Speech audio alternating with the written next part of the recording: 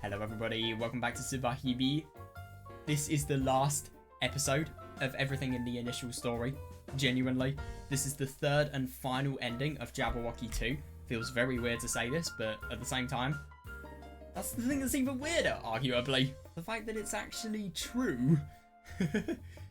I'm very excited to see how this story ends. I've heard good things about this ending, and I've just heard in general that it's a really nice send-off to the story, so I will be looking forward to it. It's technically not a send-off though, because I suppose knocking on heaven's door is going to be the last thing we read. But yeah, after this, the complicated mindfuck of Jabberwocky II and its ending choices will be over. Which I can't say I'm sad about the fact that the complication will be over, but yeah. To be honest, I don't even know why I'm saying it's complicated, to be honest. It feels like it's really, really complicated if you don't know what to do and if you have no guide. But if you're told on your Discord server what to do beforehand, things are really, really easy. Yeah, basically that was what happened with me. I don't know how I would have found these endings if I wasn't told on Discord, if I'm going to be honest. I mean, I would have had to have searched, but I would have found the answer eventually, but still it would have taken quite a bit of time. So I'm happy that didn't happen. Anyway, I don't know why I'm even saying nobody cares. Let's be honest. So, yeah, we're going to see an ending that doesn't... I don't know what it's going to do, but we've seen an ending that accepts and interprets Subarashiki Hibi with the supernatural. We've seen one that interprets it with the natural. So what's this going to be? Is it going to be like a sort of middle ground? Is it going to be one that accepts both views and doesn't primarily focus on one? Or maybe it's the case that I don't know. Where's my music gone? Please tell me it's just on a loop. Oh, my earphones have actually disconnected. Wait, no, they haven't. I'm just being a person with 0 IQ. Anyway, let's just get a bit of context. Yeah, because this is the really, really awkward bath scene with Yuki, Tomosane, and Hasaki.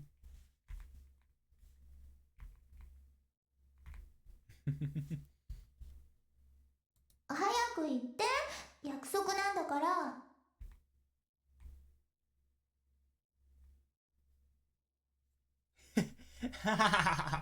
Oh my god, I think that's so funny. Just trying to embarrass Tomosane the most possible. Both of these people like him. I just think it's ironic that he has... Well, he can definitely get somebody easily. Of course, Hasaki's salty. She looks it as well. And she's flushed. Why wouldn't she be?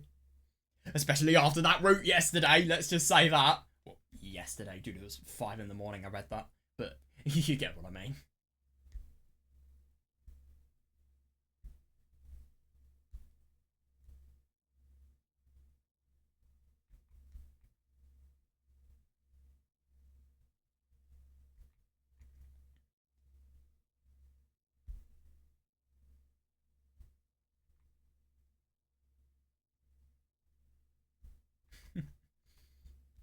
She still doesn't know anybody as attractive as Tomosane.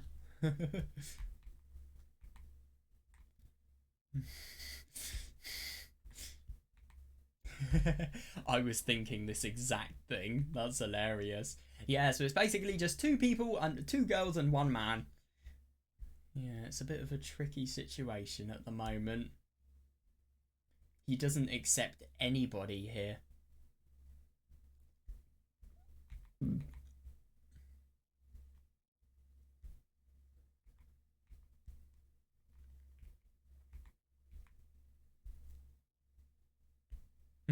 Oh, yes.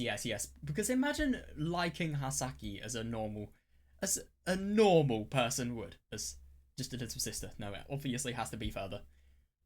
If I'm going to be honest, I mean, I do think that the connection between Tomosane and Hasaki, I suppose it was sweet to a certain extent, but yeah, it was also incredibly wrong, and it was a bit pointless if you ask me. It just felt too drastic. I mean, I just think it was a bit too much to make them have sex. I mean, I'm sorry, but there are other ways of communicating a relationship than sex. I just think the sex was too much. And I think it was a bit out of place as well.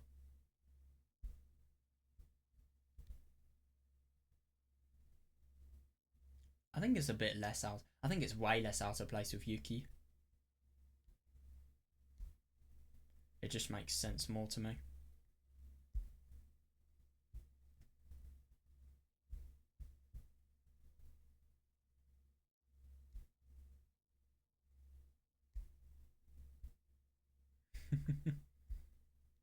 Oh well, not my problem.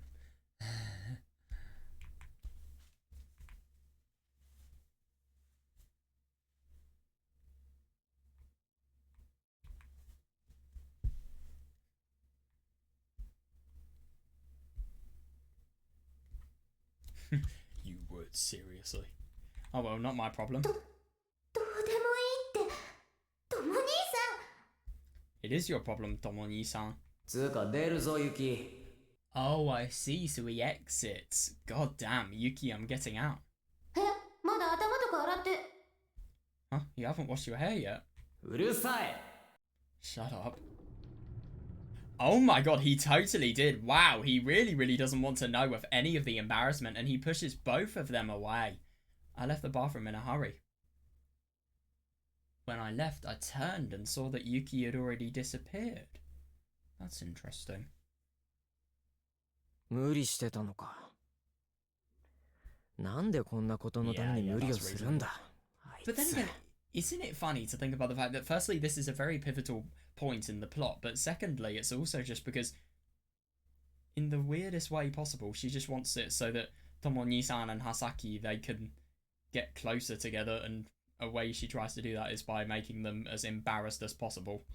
It is a bit of a weird way of doing it, but I suppose each to their own. Yeah, but he does have a very good point. Why would she force herself to stay? Also, it's just that, yeah, really short compared to all of the other endings, but I suppose it makes sense. Just considering that nothing else happens. Right, so I do wonder if there's anything new after. We'll just skip through and we'll see if there's anything significant. Obviously, there's going to be, ironically, no H scenes, which feels really odd for... wait, hang on. Oh, shit. Oh, never mind. Is there an H scene or is there not? Let's just get context.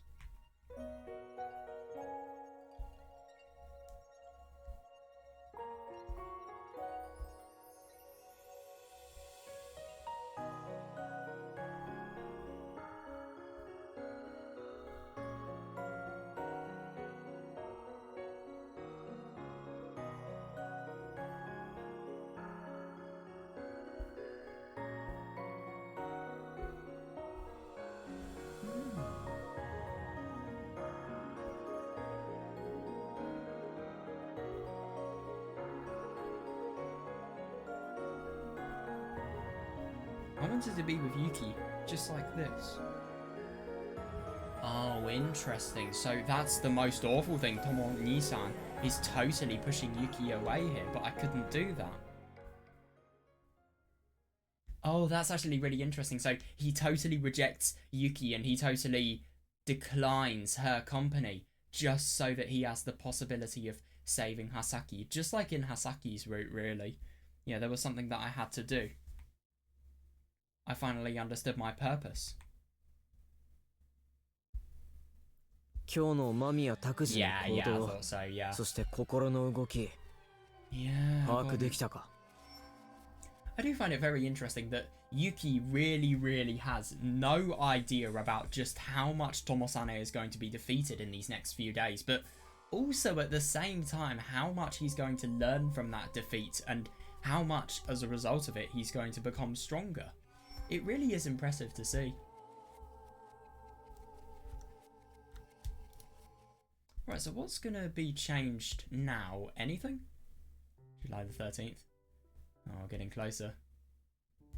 Got Hasaki and Tomo-ni-san. And then Sick Delusions.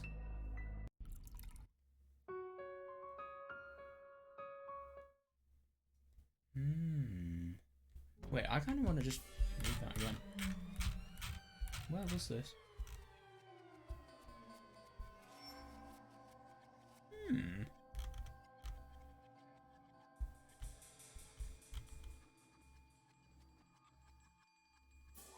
Oh my god, this is weird. I don't really understand what a lot of this means, but then again, I really just find it so funny how this is obviously a reflection of everything that was going on with Takuji, and I suppose it's just a reflection of what was going on in general. His head has totally scrambled everything, and it's just interesting how he's totally haunted by all of this and the trauma that he has got from this. It's totally ruined him. But the only thing is, at the same time, when he tries to, well, when he is forcefully made to remember it, nothing can be ordered and logical, and none of it can be remembered the same. And it's just such a weird concept to me. The fact that you can be traumatized about something that you don't even really remember, and you don't even really have the ability to logically comprehend. It's so weird.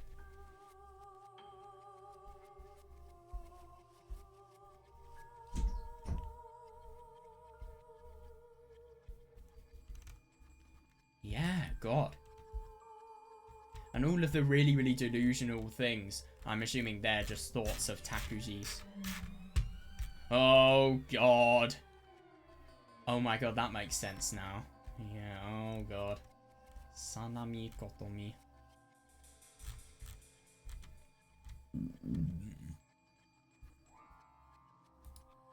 Interesting. Yeah, so I'll tell you what, I'll just pause the video, and then if there's anything significant, I'll show it. Right, okay, so it looks like Jabberwocky Eye, apart from that, is completely unchanged. So I suppose, obviously, Chapter 5 is unchanged, but the effect it will have on Jabberwocky Eye is then changed. Right, okay, so now, obviously, we've got a little bit of Jabberwocky 2 that is just that tiny little bit different. So, yeah, let's see. Oh, God, it feels weird that I'm not going to hear this music for that much longer. I mean, this is probably, this and Natsu no Daisankaku and just some other Subarashiki Hibi tracks I don't actually know the name to, but some of my favourite visual novel BGMs just throughout the entirety of everything I've read, even out of Higurashi and Umineko. Some of the BGM in Subarashiki Hibi really, really has peaks that are similar to the peaks of those games. And if you don't know peaks of, for example, Umineko, they're absolutely phenomenal. So I think it really, really is quite something for Subarashiki Hibi's BGM to get that high on, in terms of just how good it is in my rankings, really. It just feels a bit weird that I'm not going to be reading it for much longer. And I do wonder how the BGM of Tsui no Sora is going to be, because I don't know if it's going to be changed. I don't know if it's going to be the same. Maybe same story. Sorry, same BGM, different story. Who knows? Right, let's just get a bit of context. This. Ow. That hurt. Anyway, this is surprisingly early on in the conversation compared to all of the other parts we have seen that have been altered beforehand, obviously. The last two parts, they were only changed at the end. Yuki saying goodbye to us. Maybe we are going to accept that we are in the rooftop of Building C here. We are in a world that is in the rooftop of Building C. It is a lucid dream, but at the same time, maybe we're going to not be able to see beyond the lucid dream. I don't know. I really, really don't know.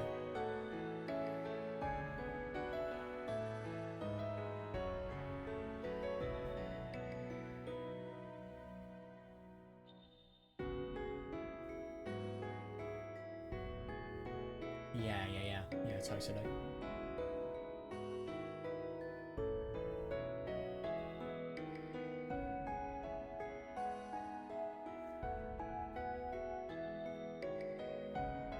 I just find it so unusual that you can really interpret the story differently here.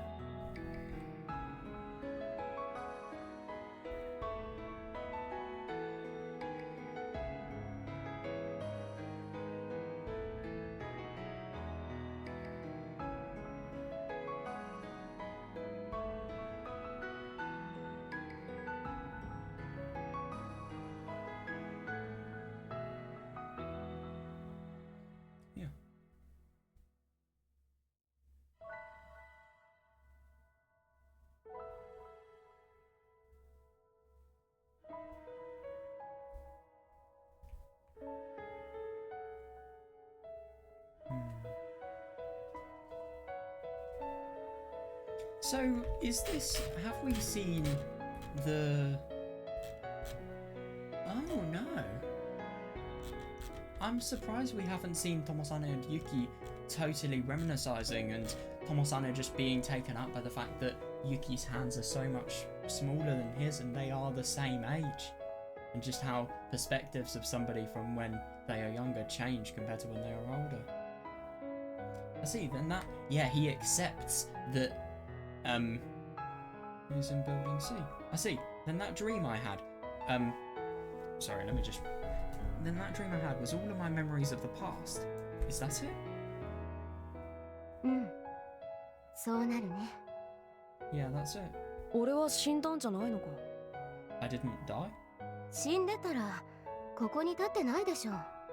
ここは霊界でも天界でも何でもないんだから。 It's the world of the mind. And then again, I suppose it's kind of... The limit of the world changes on how somebody perceives it. And it completely depends and is shaped upon the perceiver. I suppose you could think about the fact that...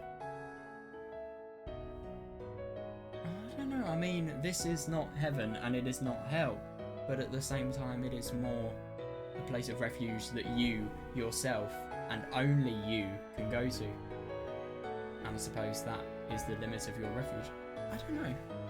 I'm just kind of playing with ideas here.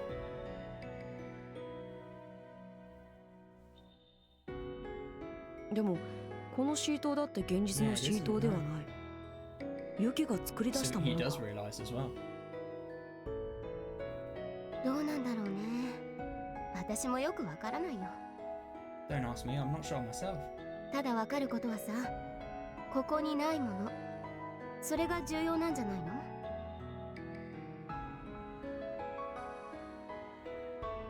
So, Hasaki? ここにないもの。 Yeah, I thought so. He forgets. Interesting that he doesn't instinctively think about that. 今の。そうだよ。やるべきこと、自らがしなければならないこと、思い出したかい？俺は。さあ、行きなよ。ともさね。葉崎ちゃんを守ってやるんだろ？何があっても。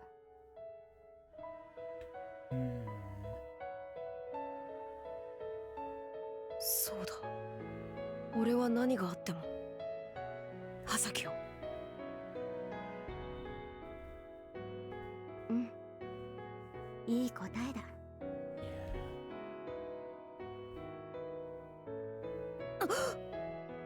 今の。葉崎ちゃんが信じ、私が信じたともさね。勝つんだろ、運命に。 Yeah, I really wonder how this ending is going to change. Yeah, but what I find really interesting is just the lack of length this scene has. And funnily enough, Yuki really is... There's not really much connection here whatsoever, and they have so much less of a bond, which I find really surprising. But I just find it interesting that Tomosane, he doesn't accept Yuki or Hasaki, so then as a result of that, Yuki has less of a connection to him. Yuki, even if Yuki isn't the one who is picked, I think she just cares, and she's happy about the fact that Tomosane picks someone. And obviously she roots for Hasaki, so of course she'd be happy, and she'd have more attachment for Tomosane. I just think it's interesting that if Tomosane feels that he has a lack of care for both of them in that one moment, she has so much less of a... Well, it's so much less of a sentimental and rather more topical conversation. There's so much less emotion in this, which I find very surprising, and I wonder if this is going to reflect in the ending.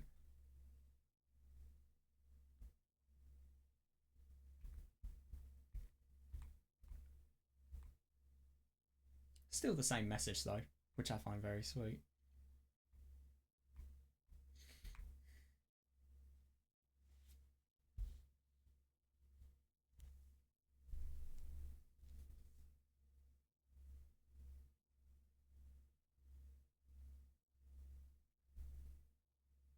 Yeah, I like that.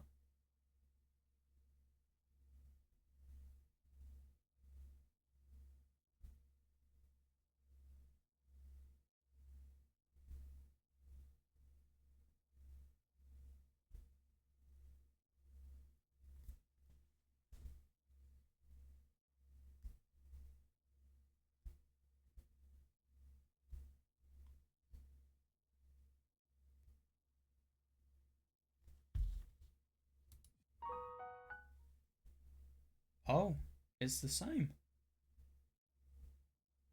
Not what I was expecting. Oh my god, it's so big. Why is it in black text? And what is this? This feels so contradictory. There's no C. I mean, it looks like it could possibly be a C. Oh, 2 at the end. But it just feels... Oh, wait. Fuck that.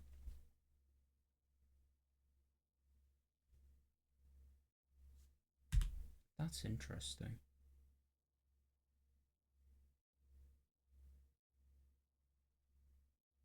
That's really unusual. I'm thinking about, if you look at quantum physics and you think about electron diffraction, if you've ever heard of that, electrons, even though they're meant to be particles, showing really, really wave-like behaviours, and it just feels so weird because it just feels like something that shouldn't happen, and yet at the same time you can explain it if you interpret particles as being waves. And it's just so weird to think about the fact that there are some things where they can only be explained by waves and they can't be explained by particles, and same for the other way around. And it just feels like, I mean, my question always has been with quantum physics, how do you necessarily derive a law for something that works for some cases and doesn't work for other cases?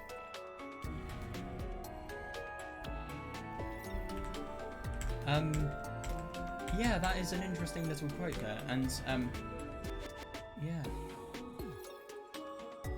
it's interesting. They always mention his middle names as well, but I suppose they are quoting from a source, so I wonder if they have to represent all of these middle names just so that they avoid copyright. So you could, yeah, you could present an atomic fact that contradicted the laws of physics, but not one which contradicted the laws of geometry. That's puzzling.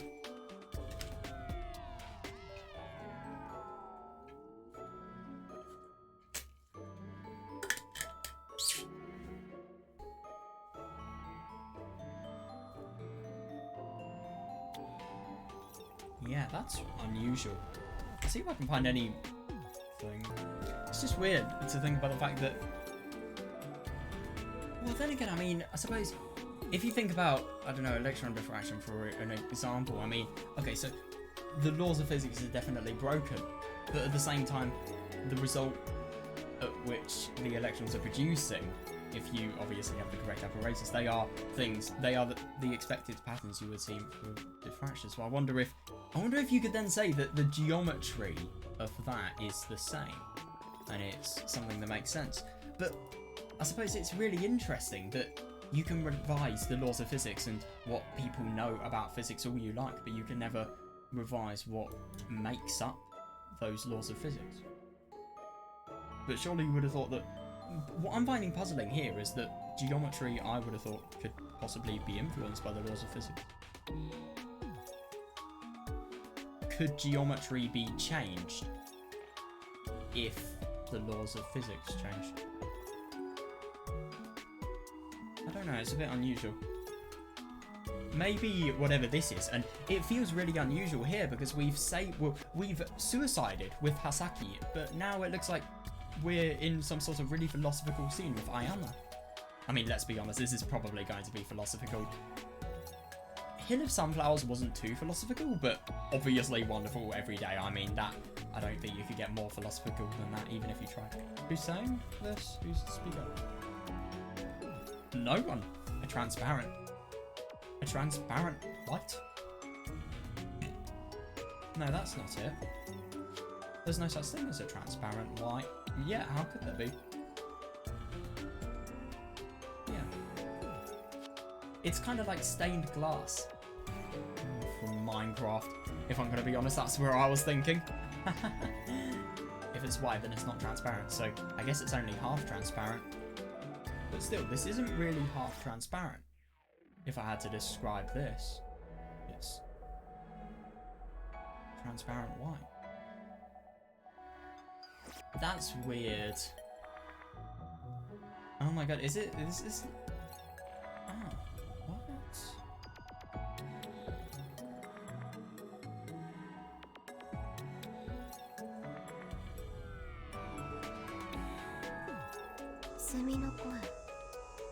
Oh, now we're going into Higurashi.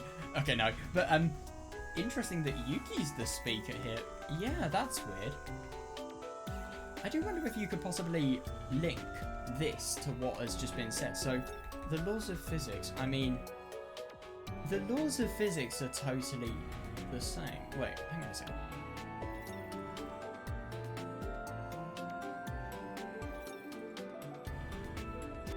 No, I don't know.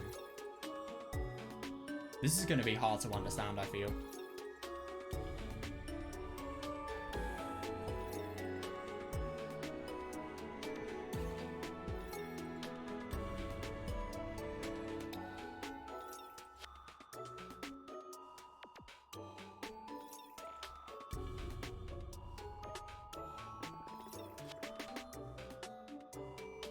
Yeah, but I do find it really interesting that light, it feels like... Oh, ここは屋上？ is this the rooftop? I find it so unusual that we're seeing only Yuki here. Oh, なんでここに？ I looked around and found myself in a familiar place. It was the Building A rooftop. Right. Mami Atomo-sana jumped off the roof to protect Hasaki. And then, yeah, how is she here? And then... yeah, what happened? 今日は何日？ Yeah, what day is it? 今は Imagine if it's July Infinity. What day is it today? Right now it should be... I looked at the clock. The date was July 20th, 2012. あれから丸一日。 Interesting, it's been a whole day. Mami Atomo-sana definitely fell from the rooftop, and before that, he received a serious knife wound in his chest. Yeah. I didn't know what condition his body was in, but he couldn't have possibly gotten released from the hospital already. Yeah, no, it's just so weird that these people were the same, and it's just really interesting to think about the fact that Yuki here, what she is doing is worrying about Tomo-sana as if he is another person, and as if obviously all of the actions of said person makes it so that she is affected. It's just so weird to think about the fact that these are the same people. It really, really is. It's just a twist that, I mean, it fully makes sense. It's just so unusual. It's fucking cool, I won't deny, but it's just unusual. The fact that I was standing there was most definitely unnatural. どうなったんだろう。 Yeah, what's going on? Did Mami Atomo-sana survive? Well, yeah, not even I know that. I mean, I'm just going to go in with I'm just going to go in with a safe guess and say this is a dream world. I'll be disproven if I'm disproven. Now, the fact that I'm standing here in such a strange place means that I have to assume he's dead. What about Ayana? Either that, or this is the world of dreams again. Yeah. Or maybe this is a lucid dream? I tried pinching my cheek. 痛いや。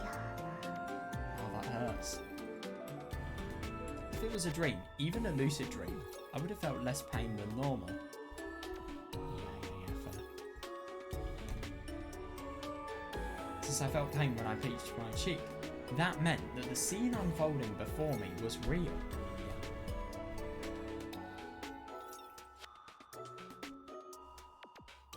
おとなしあやなさん。 Oh, she remembers her. Otonashi Ayana-san. 久しぶり。 This is gonna be interesting. It's been a while. 久しぶりってそうなの？ Has it? 何が？ Hasn't it? だってさ、一応は最後の日から1日しか経ってないじゃん。 But it's only been one day since the last time we saw each other, hasn't it? そう。 And that's still a long time. Yes. あのさ、 Hey, 何？ what? マミやトモサネはど I うだ love った that she has a triangle where her mouth is. What happened to Mami Atomo-sana anyway? なぜそんなこと聞くの？ Well, she wants to know. Why are you asking that? そりゃ気になるでしょ。だいたい私は彼が作り出した人格なんだから。 Well, I'm curious. I'm just another personality that he created after all. なら生きてるんじゃない？ Well, you would have thought so, yeah, but the only thing is we have had we've had a situation in which we believe to the fullest of extents that he's dead. So how do you explain the fact that he's alive? And more to the point, can you explain it without tying in the supernatural?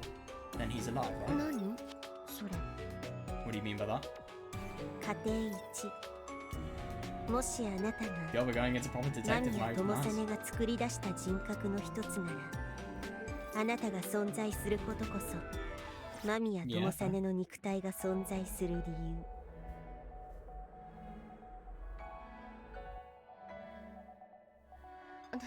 でもおかしいでしょ But that doesn't make sense. Agreed.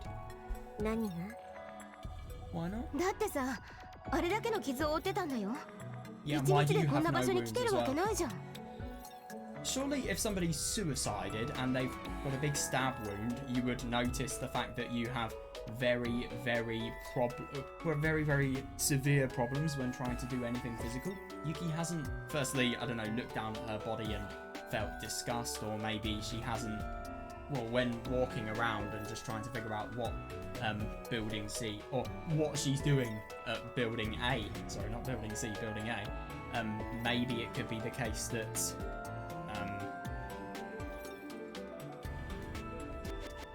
or she'd have very, very bad physical fatigue or pain or just anything. But no, there's nothing. It's weird. There's no evidence of the fact that somebody has gone through, well, let's be honest, life-changing injuries or life-threatening injuries if you die from them, which is almost 100% likely.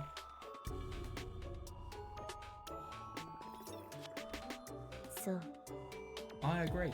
Yeah, me too. 私が出てくるとしても病院のベッドとかだし Yeah.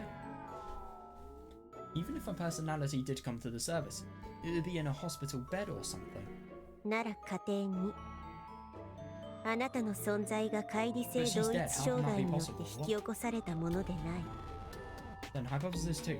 You didn't come into existence as a result of dissociative identity あ disorder. なたの存在はまさに過去実在した人物水上由紀の魂であるその魂が間宮智実に宿ったとしたならばあなたがここにいる理由とはすなわち Your existence is a continuation of the same person who existed in the past.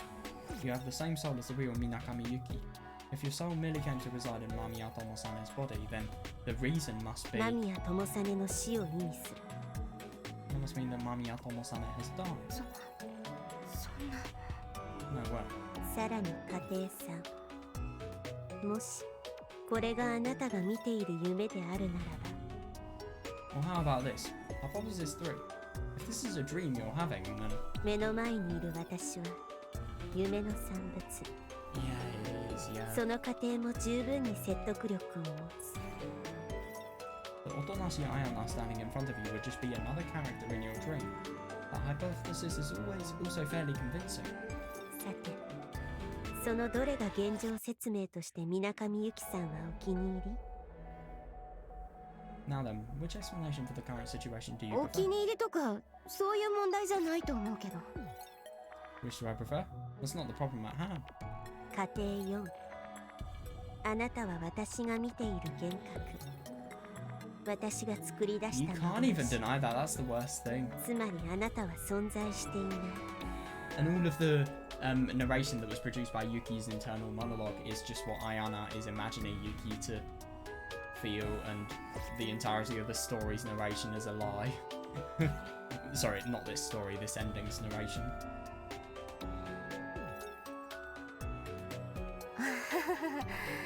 じゃあ今こうやって考えてる私って何になるの考えてる私は存在してるじゃん私の脳活動その一部が多人格として認識しているに過ぎない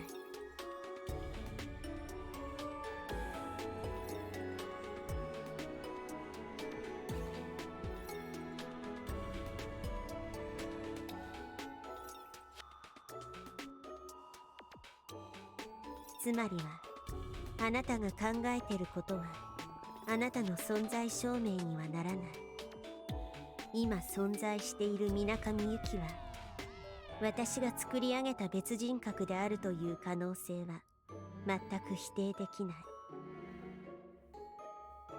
Fair. それは一つの肉体に三つの人格を作り上げたあなたが一番理解していること。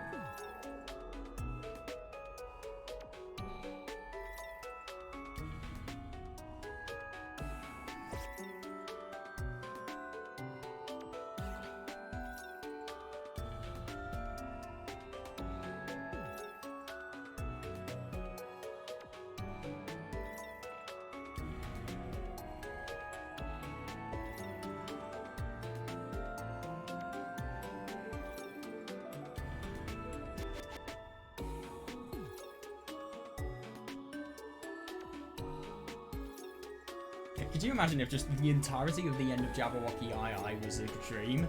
And the thing is, Ayana is just explained by being a product of Yuki's world. And obviously being something that can be created and put into words, rather than something that exists outside of it.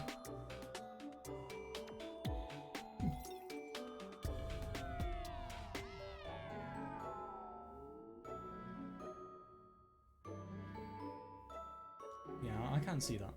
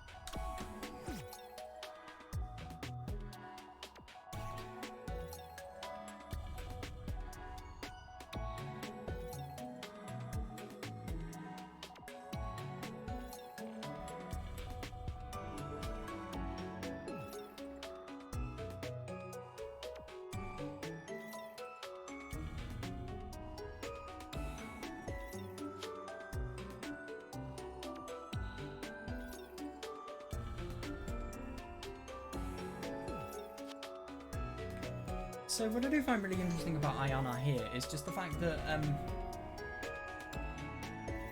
I don't really know if this is something that you're meant to be really deriving from a scene like this, but the fact that the brain could simply perceive itself as a separate personality, the fact that one part of my brain, she's saying this as if it, wait, no, hang on a second. No, actually, I'm going to retract that. Okay, yeah, fuck that point, but this other one I have. I think and therefore I am. But the only thing is what happens if I think and therefore I am, and yet at the same time my thoughts and everything I think, do, say and perceive is controlled by a part of Ayana's brain. So Ayana thinks, and therefore I am, surely? If this is a potentially true hypothesis. But also, what's really unusual, if you ask me, is the fact that Ayana is saying, if something like this was true, she has a ridiculously powerful brain. Can I just mention that?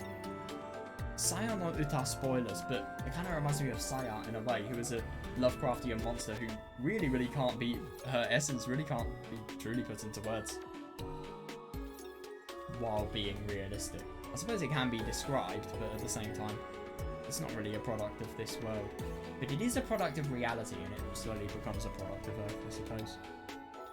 Or at least that's just kind of what I feel. But yeah, what I'm trying to say is that it just kind of reminds me of her, because they're both kind of like Lovecraftian entities that have very high intelligence.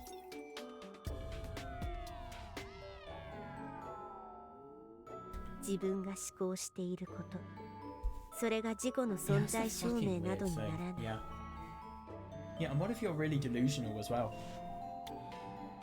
What about, for example, Mamiya Takuji? I mean, Takuji existed so that he could become the savior. So he thought he was the savior, but that wasn't sufficient proof to think about his reason of existence. But then again, I've fallen into a trap. Reason of existence is not equal to existence.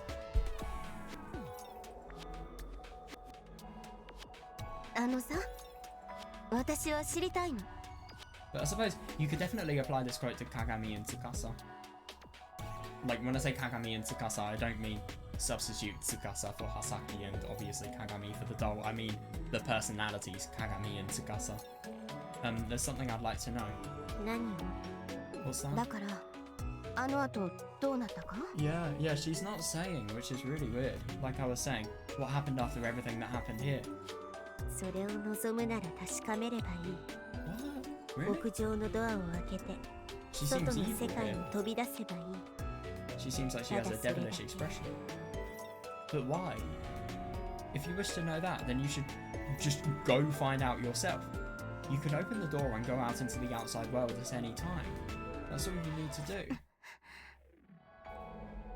It was just as she said. If I felt like it, I could leave at any time. Yeah, but the only thing is, that's the weirdest thing. What happens if you go beyond the cage? Seriously, I mean, I do wonder. Because the product of reality here, it is so uncertain.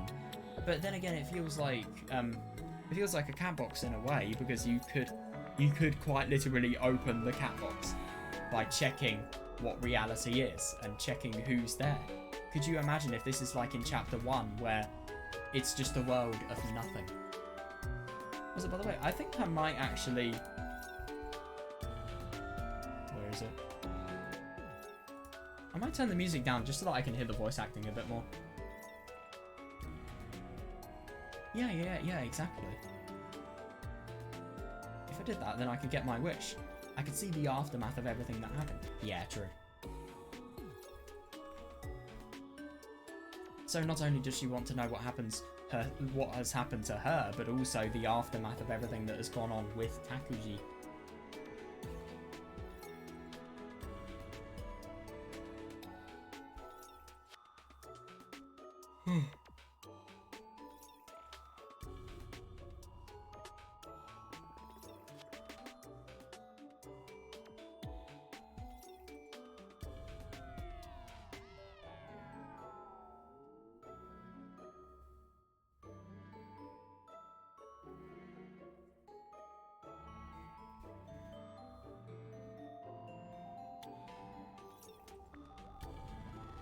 But if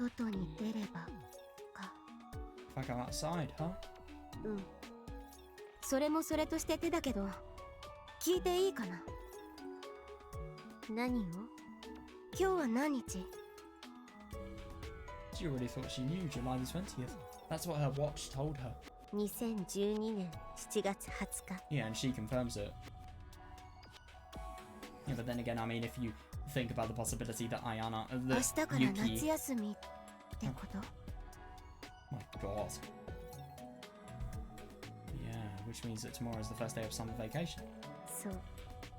明日から夏休み。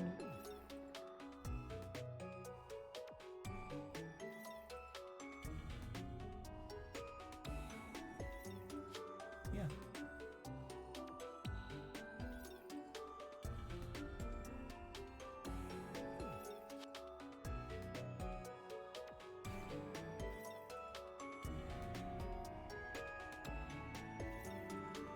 What?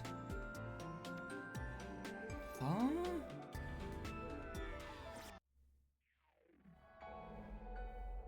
No, not at all. どうしたの？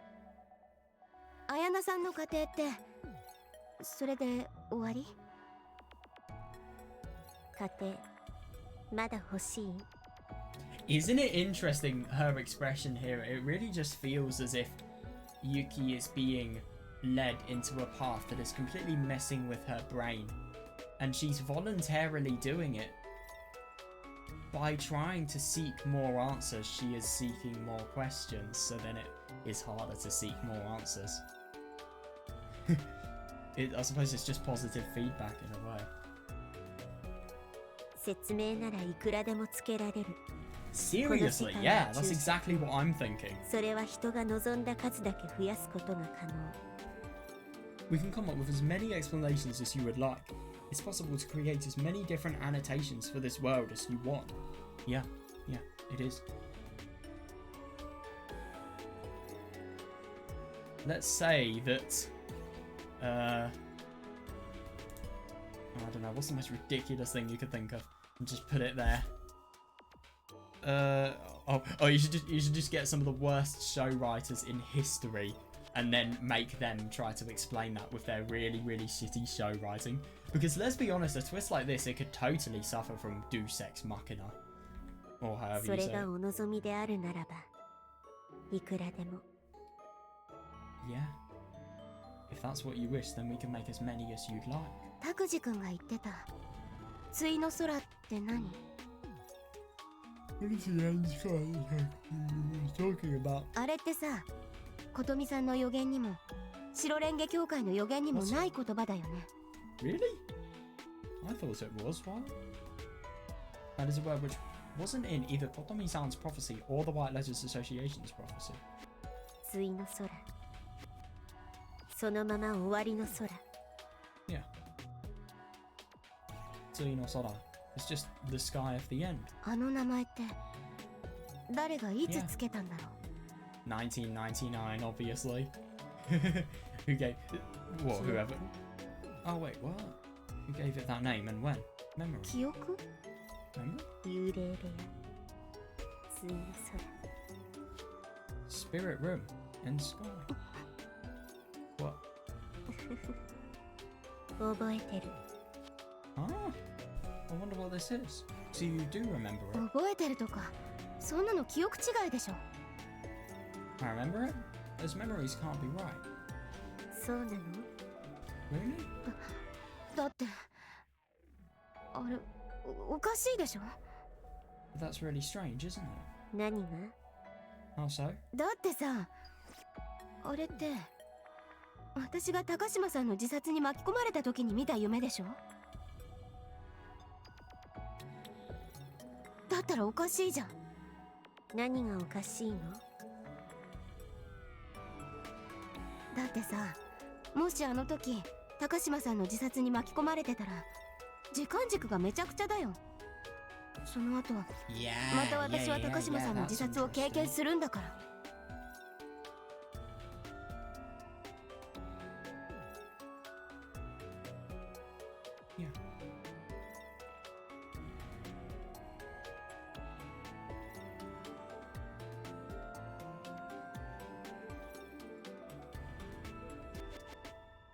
家庭後、未だに No, あの that's 夢から totally 覚めて reasonable. いない。 This is the most creepy thing about that dream, if you ask me. The dream was programmed. I was really just about to say that. Well, the nature of the dream was that the end on July the Infinity, when Yuki departs and she sees Zakuro off, and then obviously she goes back into what she thinks is the real world, back into the world where she can, I suppose, correct things, and she can live she can live like Mamiya Takuji should, rather than completely embracing in her fantasies, or well, not really in her fantasies, but in her dreams, rather than facing reality. What if that reality is just an extension of the dream? And I suppose I do wonder if you could think that if the world in Down the Rabbit Hole 2 was an extension of a dream, is every other world an extension of a dream that someone has had? Or is every other world a dream in some sort of way? This is really puzzling. I don't really understand much of this, if I'm going to be honest. I'm really fighting with anything I've got. 高島ザクロの自殺に巻き込まれた水上由紀。彼女が見た夢の続きが今この瞬間。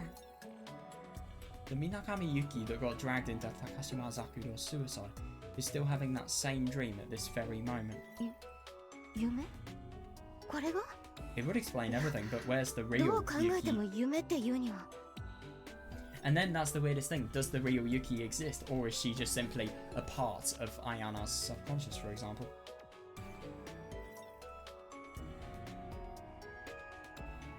そう。なら家庭録。幽霊部屋。対の空の記憶は誤った記憶。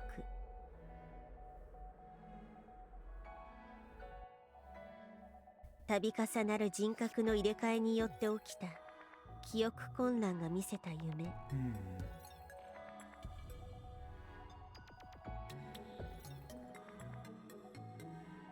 飛び降りる高島ザクロが水上由紀に激突した事実はない。単なる記憶の混乱。なら、なんで拓司くんとか夢の中で出てきた対の空なんて言葉使ってたのよ。脳を共有する者同士。それは不思議でも何でもない。だとして最後に見た風景、あの空の存在が気になる。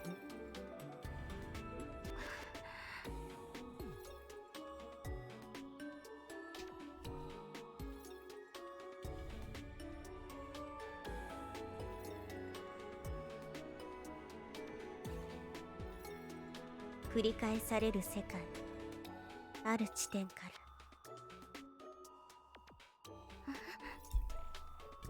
ら。確認していい？何を？あなたは水上由紀さん。But do you know whether you are really Minakami Yuki or not? 何を今さら。だってそういう風に呼んでたじゃん。She does have a good point.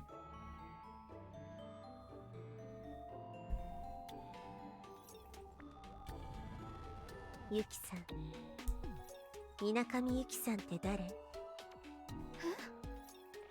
ユキさんは過去に実在した人物、間宮葉咲を助けることによって死亡。その後、間宮友実の肉体に発生した人格としても実在する。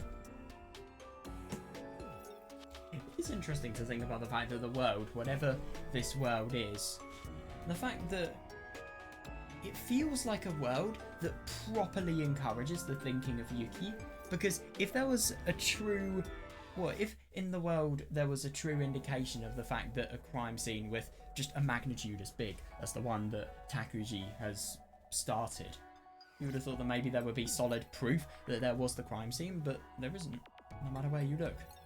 And that's the really, really weird thing, because obviously it doesn't give you an easy answer. And then it encourages you to totally contemplate just what is going on. It's so weird, this. It really, really is. But I'm happy. I'm really, really happy this is going into... is being shown into detail, and it's just showing how impossible and how weird the fact that two other endings that have existed with similar natures to this have been able to exist.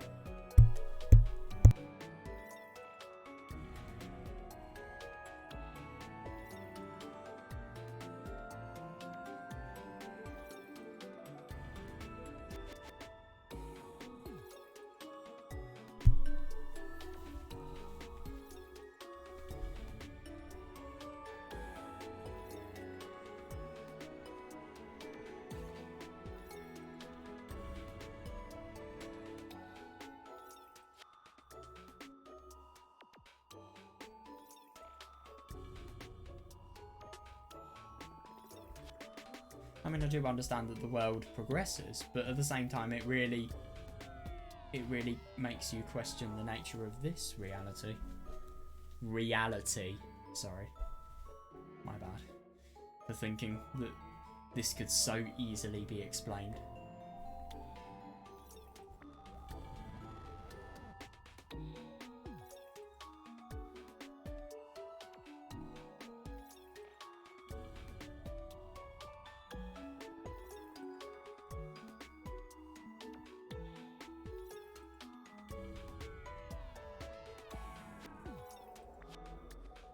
But what the fuck? I'm so confused about this. Okay, this is something that I seriously wasn't expecting to find, but when I reread, just for example, the only scene that we have with Takuji and obviously him talking about the sky a lot, it's totally true. It never talks about Tsui no Sora, it always talks about returning somebody to the sky. But yeah, that's so weird.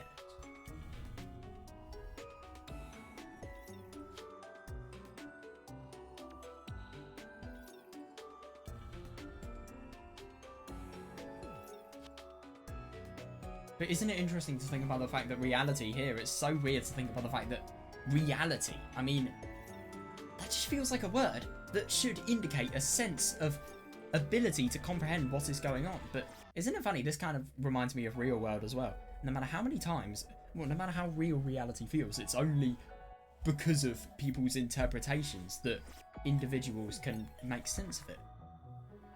I mean, even though it's something that's happening and something that, well, if reality doesn't happen, then what is happening? But it's just so weird that everything we live through, ultimately it's down to our own interpretation, just what it truly is. It just feels so contradictory in a way. I don't know if I'm explaining this the best, but it's just fucking weird. And I love how Subarashiki Hibi just makes us really realise how weird it is that we exist.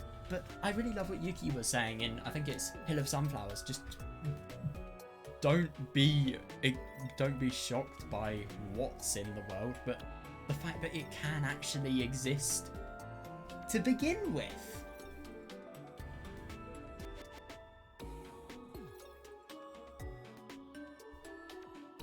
I don't understand this whatsoever though. It's seriously surprising to me.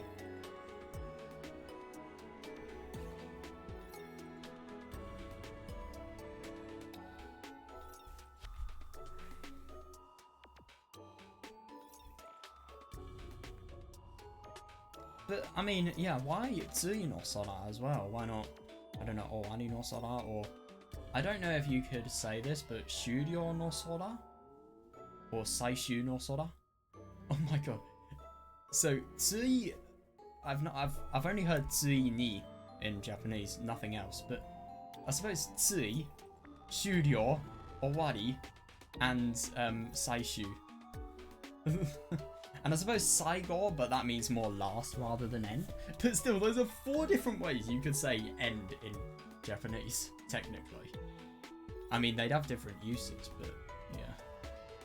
So why Tsui? Why?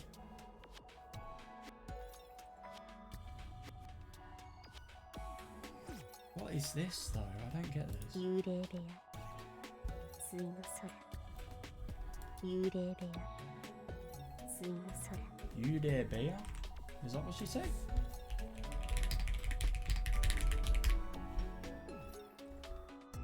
Dude, I searched for Yude, not Yuri. Fucking. Yeah, Yude means what? Faint, dim. Oh yeah, they like spirit, yeah. Shireiden.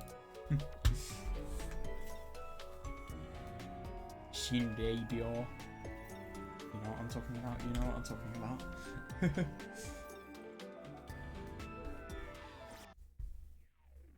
What is this though?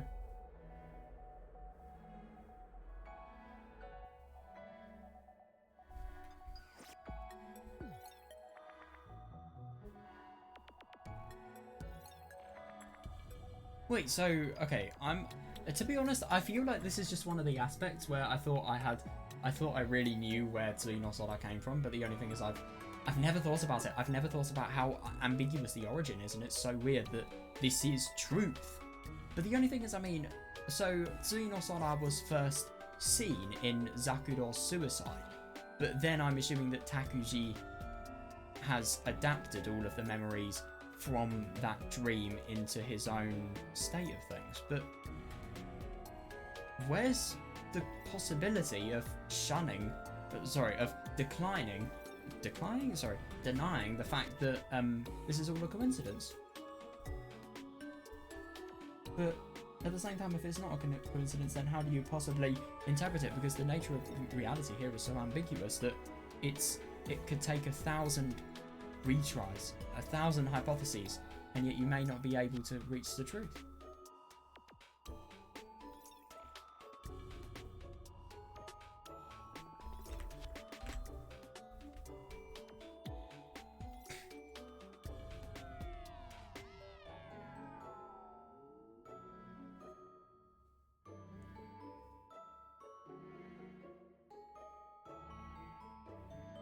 Yeah, but that's the weirdest thing. That really is.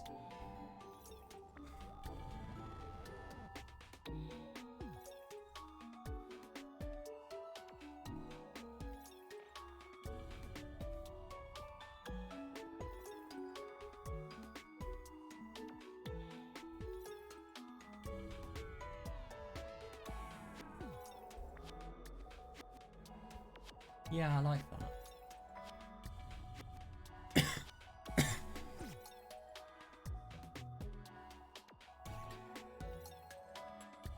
I don't understand how she has experienced the suicide a second time and yet at the same time she remembers it. I don't see how it's possible to remember the dream world of episode 1, yet also remember the fact that suicide has occurred for Zakudo in chapter 2. But then again, that kind of implied that the Yuki in the subconscious has remembered this, and all of it as a matter of fact. What about the Tomosane in the subconscious? But the only Yuki that could have remembered this is the one in the subconscious, not the one we saw in chapter 2, obviously.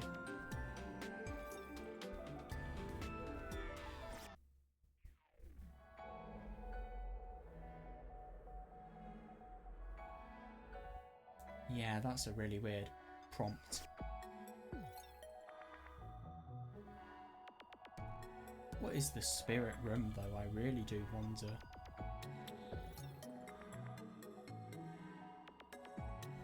Is there anything online?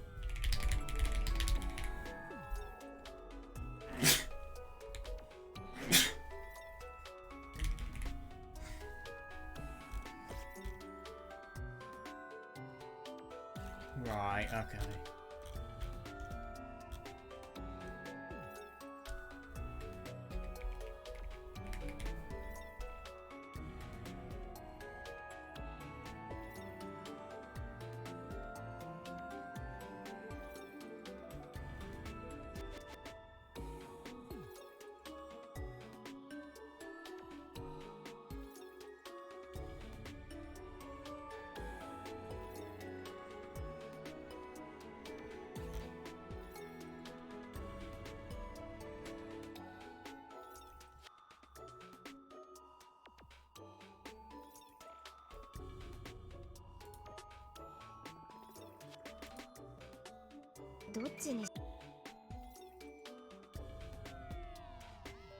Wait, what?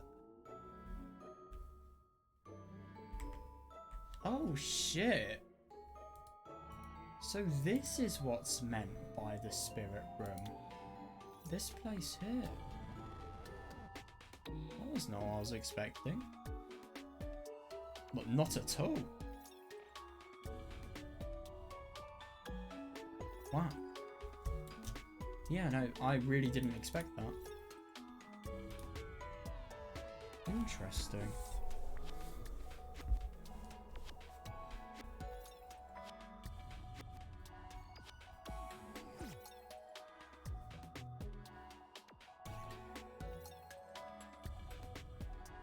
Yeah, but that does make sense. Yeah.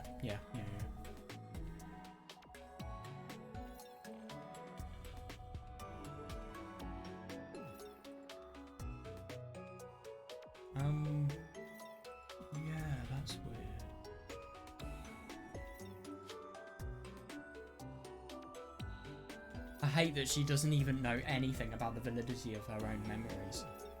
Could you imagine if Ayana is just dreaming all of this up?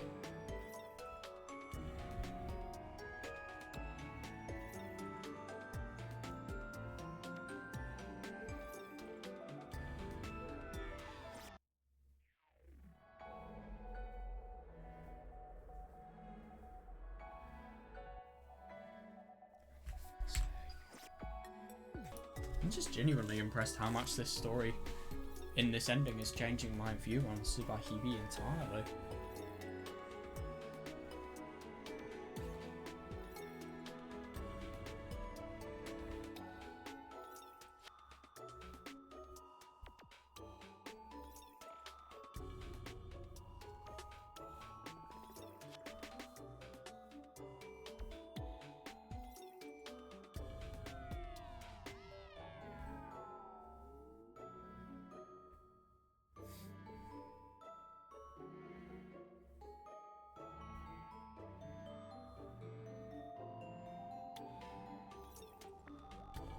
It does feel like a nature of repetition. But where does the cycle of repetition end and where does it begin, if that's the case? Are we approaching the end or are we just starting the beginning?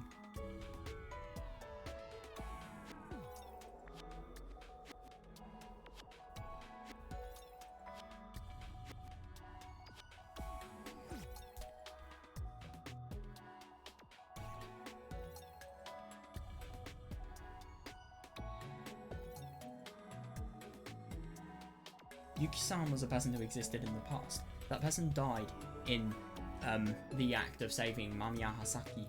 After that, she also existed as another personality that manifested in Mamiya Tomo-san's body. Such a weird backstory, but totally, yeah.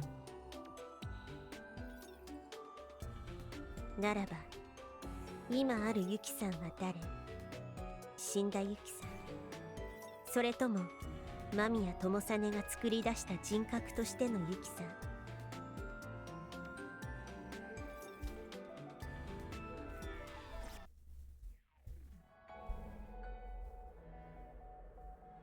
In that case, who is the Yuki-san standing here right now? The Yuki-san that died, or the Yuki-san that was created as another one of Mamiya Tomo-san's personalities? And that's the worst thing, it could be both, genuinely. But the only thing is Yuki's dead and Mamiya Tomo-san should be dead. So how can you necessarily prove which one it is?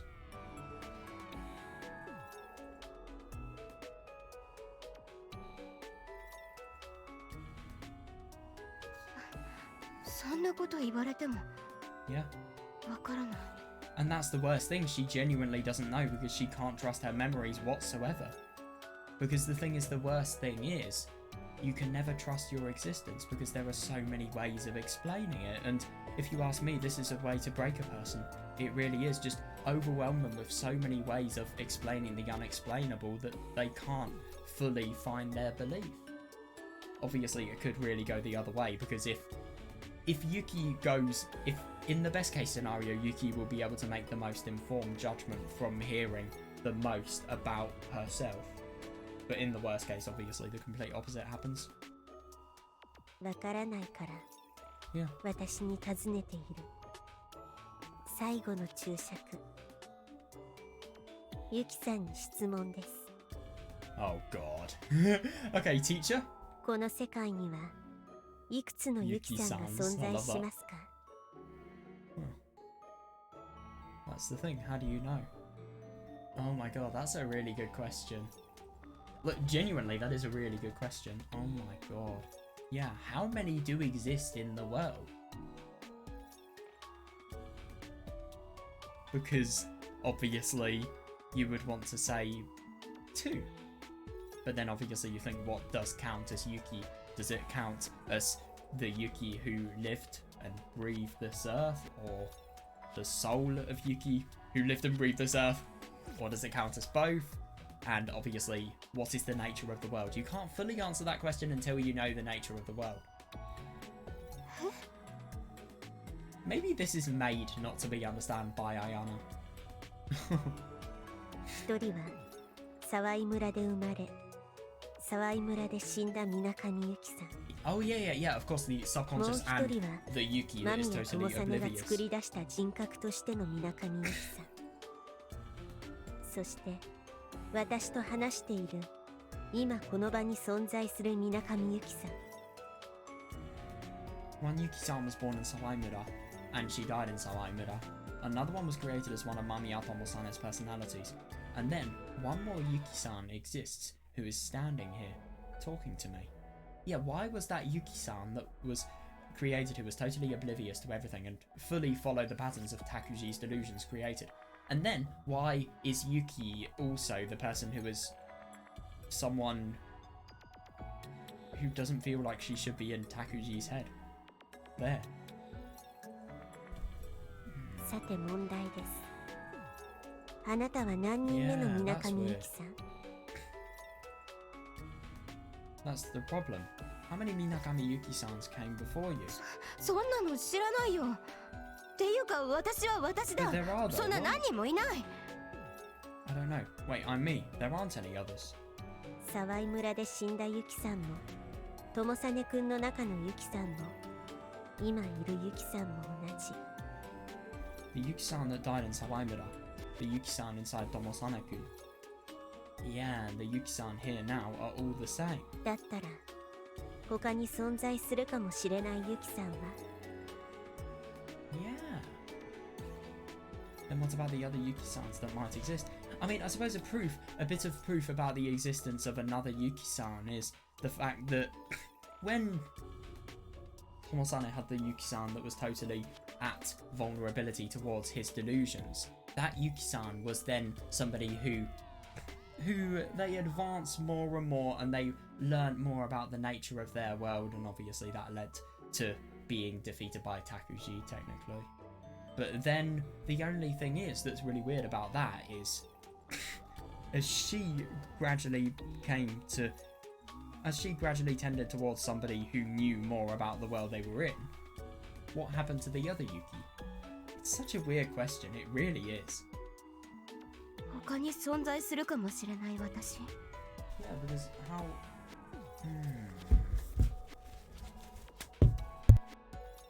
そう。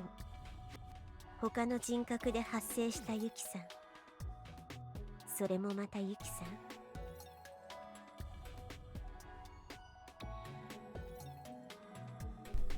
Yes, the Yuki-sans that existed as other personalities.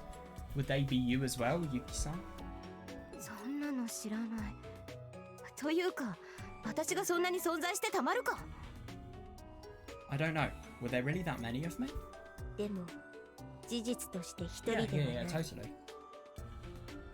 So I kind of see that. I mean, if you were thinking about the fact that Yuki here is one person, then which one is she, and what happens to all of the other ones that aren't the same Minakami Yuki?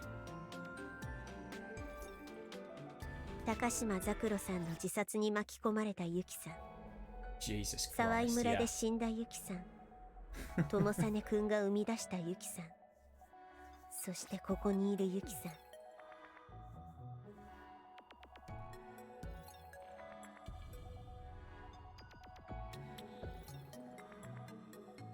So that is really interesting if you think about the subconscious Yuki-san and the one who is within the subconscious, the one that teaches Tomosane the way into fighting the lucid dream, and the one who is gradually, well, her significance gradually decreases the more, well, not her significance, sorry, her power gradually decreases more as Takuji's delusional powers increase, and obviously as a result of that, the delusional Yuki gains more significance.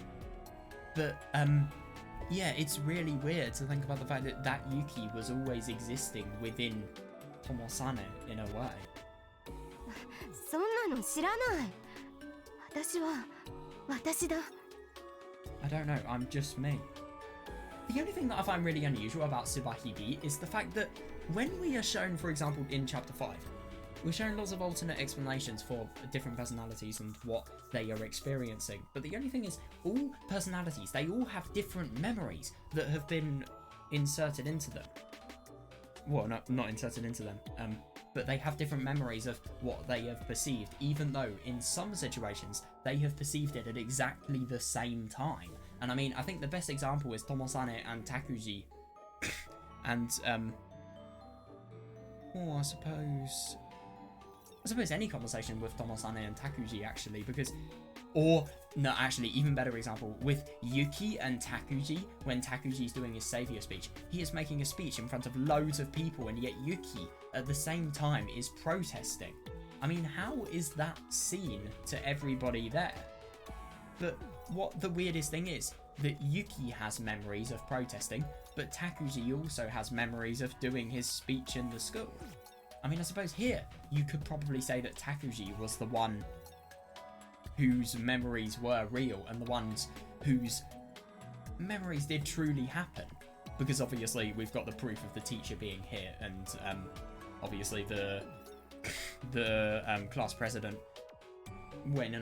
The class president didn't trip because of Takuji. She just tripped because she was scared.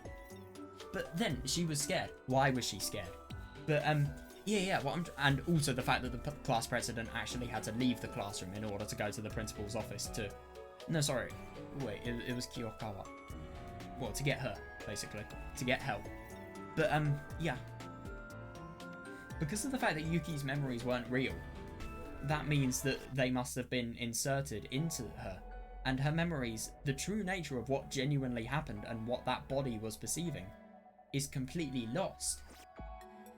It's such a weird thought, but if you have two personalities, and the mind creates memories for that other personality, it's impossible to tell what your body was actually experiencing in a way. And I suppose it's impossible to tell just how many Yuki-sans there are, just because of the fact that... Actually, I don't think I can use that argument for this, but I think it's just something that's very interesting. And the only thing is, I suppose this relates because just what is Yuki's reality? What are the memories that she has created? What are their validities as well? 幽霊部屋、対の空で見た風景。それはいつの風景？ The scene you saw in the spirit room, the end sky. When did that scene happen? 風景。 Scene? Oh. Yeah. At that moment, strangely enough, I remember the expiration date on a bag of potato chips I found in the attraction. Oh yeah, that was wasn't it 1999? I didn't at all understand what it meant, but somehow I remember that date. I didn't know whether those words had any meaning. The only thing that... Let me guess, it's 20th of July. 最後に付け加えられる注釈。家庭7。すべての存在は一つの魂によって作り出された。Would it be yours or what? なんだよそれ。たくさん存在したユキさん。God, she's totally その taking すべてが pleasure ユ in キさ this. んならば、 Just 世界 completely に必 fucking 要な her mind. 魂の数なんて多くなくていい。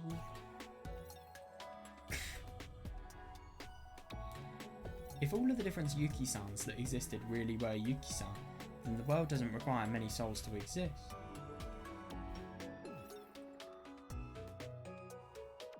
一つの魂がすべての視点を持てばいい。Yeah, fair. それ意味わからない。それって。高島ザクロも間宮友実も間宮拓司も間宮葉咲も若月鏡も司も一つの魂が見た風景。それおかしいだろ。時間がかぶってるし。それを言ったら高島ザクロさんの自殺に巻き込まれたユキさんと巻き込まれなかったユキさん Yeah, は fair. 同時間に存在していることになる。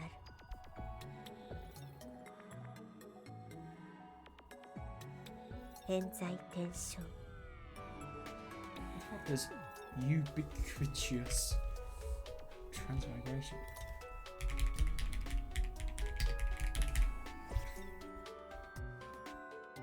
Oh, found everywhere. Right. 偏在転生。たった一つの魂の無限の輪廻転生。時間空間を超越した無限の輪廻転生。もしそれが可能なら世界に魂なんていくつもいらない。世界はたった一つの魂の輪廻によって作り上げられた But 世 then 界。 what is the world and whose soul is that? 逆に生物の数だけ魂がある方が不自然。生物はその時々で数が違う。数の上下が起こるたびに世界に魂は溢れたり不足したりしてしまう。だったら魂の数は一つこそ輪廻にはふさわしい。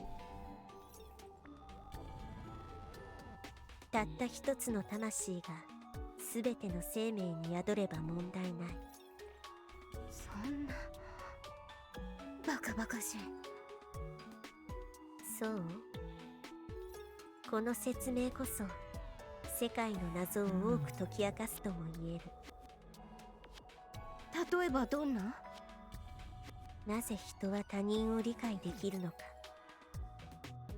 それぞれが違う存在、それぞれが違う視点、それぞれが違う世界を持ちながら、なぜ人は他人を理解できるのか。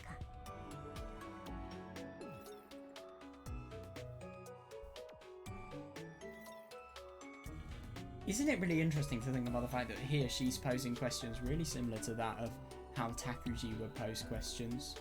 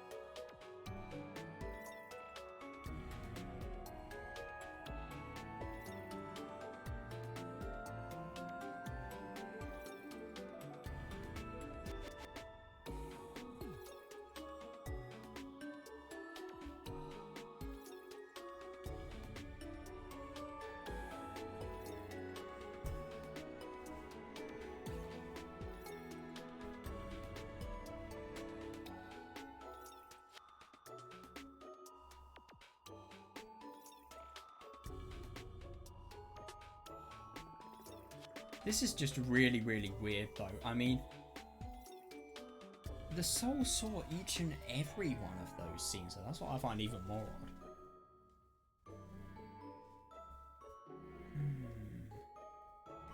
If anything, if I'm going to be honest, it kind of reminds me of our role as the reader to see each of the scenes that these characters have, and if anything, it's as if our soul is responsible for the entire interpretation of how all of these characters are being presented. But obviously that's kind of breaking the fourth wall, which I don't really think this is trying to do.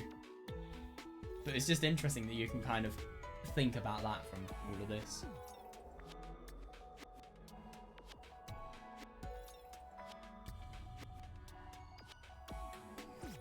Yeah.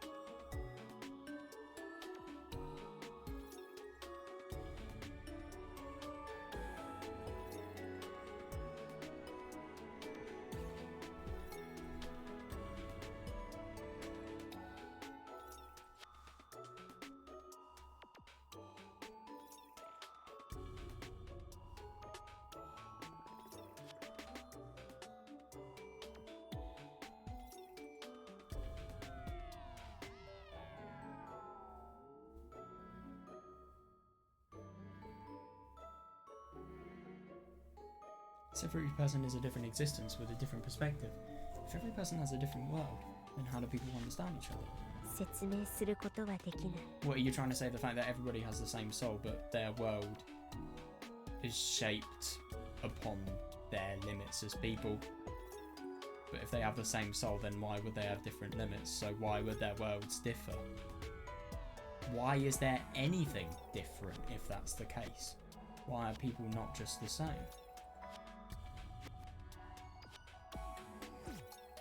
If I'm going to be honest, I'm finding it very hard to understand this. I'll read it one more time, see if I can maybe get anything.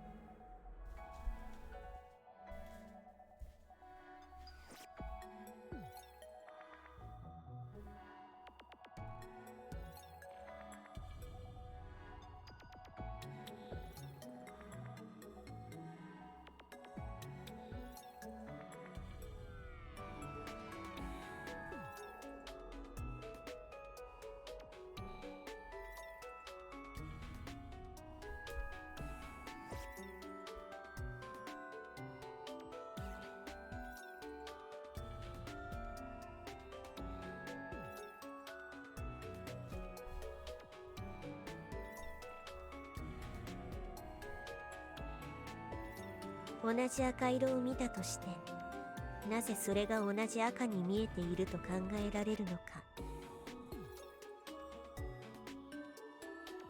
Well, I mean, because of the fact that that's what people define as red. I suppose somebody teaches you that that's what red is, and then you obviously learn about their you learn about their teaching, and you take that teaching to, well, your brain processes it, and then it learns to process something that's red, and for your recognition to show and to be able to recall what that colour is. So I suppose it's just like, for example, remembering, I'll give a really cheesy example, remembering kanji. You see a picture and then you remember what, well, not really a picture, you see the character and then you see what that then you can read the readings in which that character is associated with. I suppose it's kind of like colour. You see a colour and then you know what that colour is associated with. But the only thing is, it's kind of like families in a way, because they always are traced back, because the person who taught you what red is, they will have been taught red by someone. It always goes back more and more. And then, where was the proper origin? Why, initially, when nobody knew what red was it decided that that colour was the same? But to be fair, it's kind of like... Could I say that? No, maybe not. No, yeah, I think I can say this. It's kind of like religion in a way. So I'm saying that people recognising to see the colour of red is religion. Is like religion. But yes, because somebody has a belief. It may be fucking insane, but then they get more followers. And they get more people to believe in the same belief.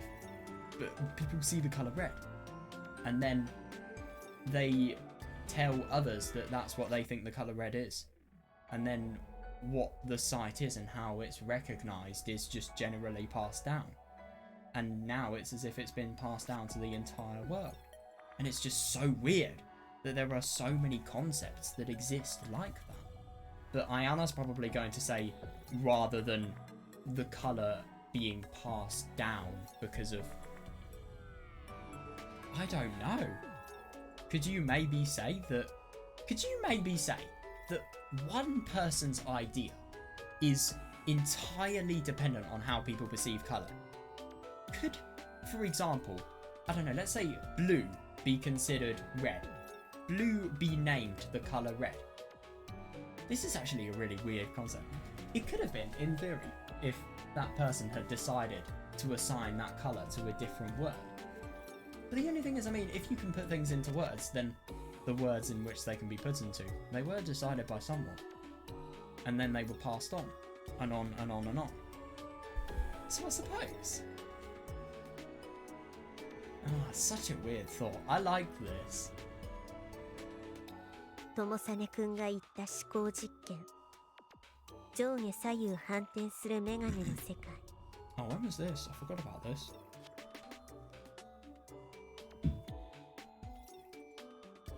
ただ、それが整合性が取れているという理由だけで、私は他人が私と同じ世界を感じていると理解する。Yeah, so people...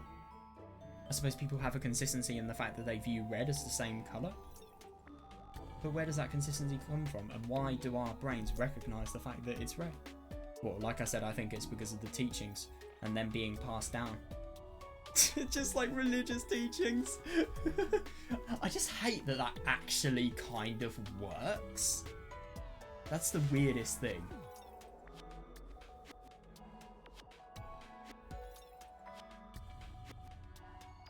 Yeah, その理解はどこから生まれるのか。Yeah. 私が感じる視覚、聴覚、触覚、味覚、嗅覚はなぜ他人の感じるそれと同じであると言えるのか。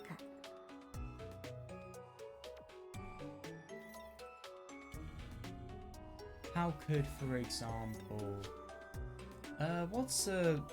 what's grief, for example? You can have an emotion, but how do you necessarily know that it can be labelled under an umbrella term that covers loads of types of emotions? It's just someone's happiness might be another person's grief. But then again, you'd have to be delirious to take happiness in grief, maybe? And pleasure in grief?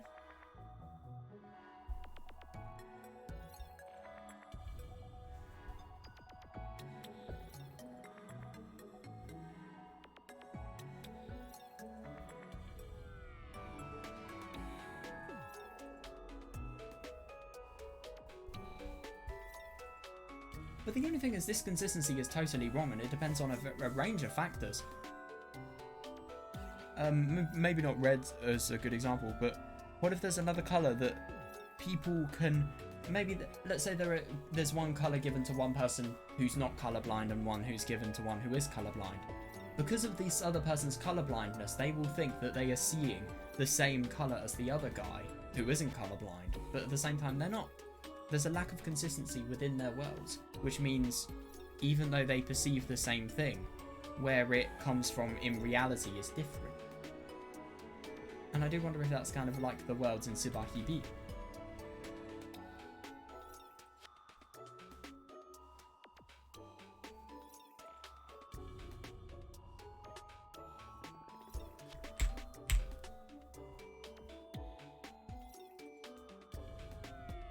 例えば、痛み。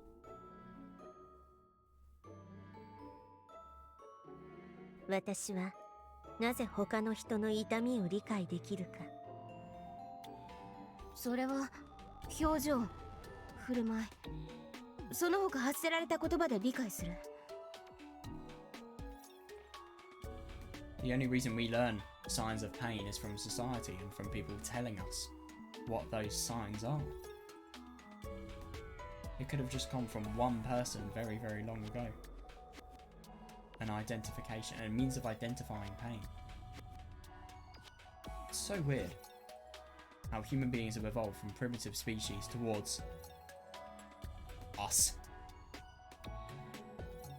And how the mind and thoughts have evolved as well.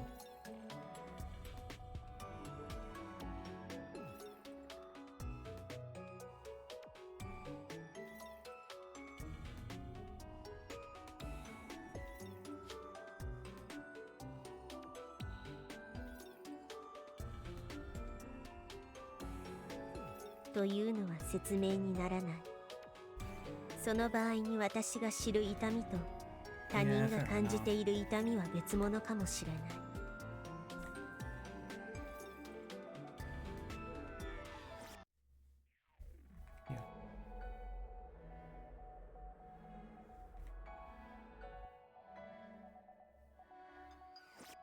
それは想像力。Yeah, to 想 try 像 and 力。 put yourself in つま other り shoes. 私が感じている痛みをそのまま他人に置き換えて私たちは他人の痛みを感じる。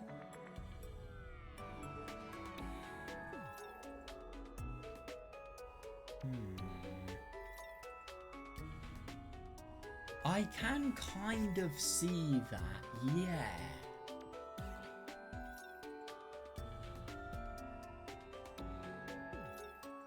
ならまず私はこの腕が痛いとする。その痛さを今度は自分のつま先に移動させる。つま先の痛みをそれが接している地面に移動させる。ならば今この場で私は痛みを地面で感じている。そして地面からの痛みをユキさんの足に移す。This is probably some of the weirdest dialogue I think I've ever read.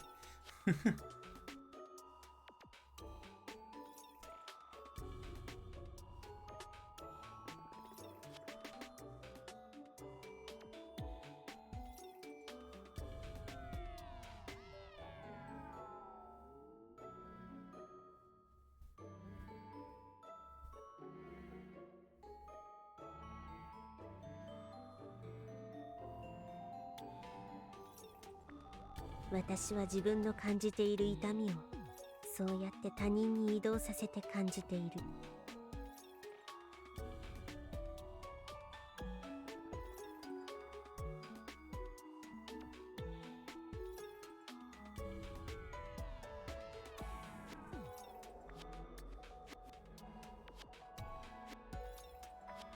他人の痛みを想像する行為とはそのようなものでしかありえない。その痛みは地面にも服にも何だったら本だって机だって想像によって移動された痛みとはそのような意味でしかありえない。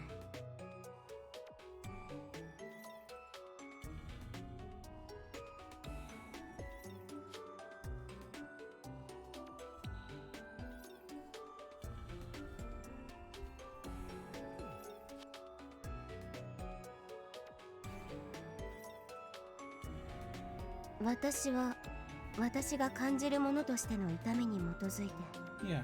私が感じるのではないものとしての痛みを想像しなければならない。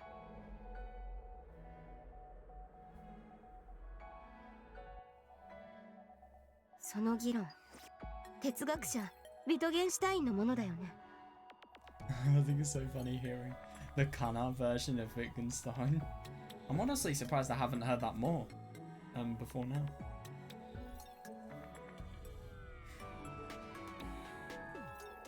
Isn't it interesting? Just a completely common sense related thing in society actually comes from Wittgenstein.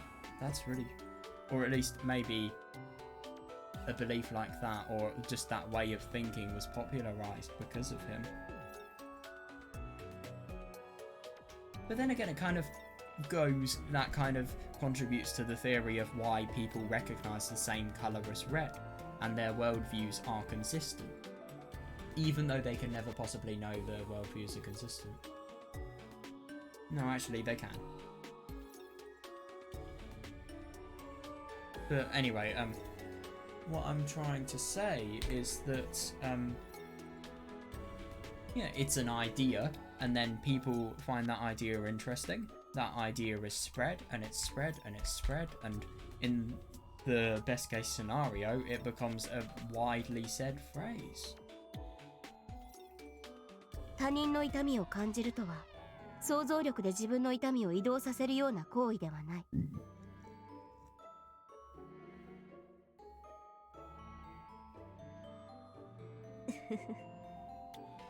ユキさんは知ってるのにとぼける。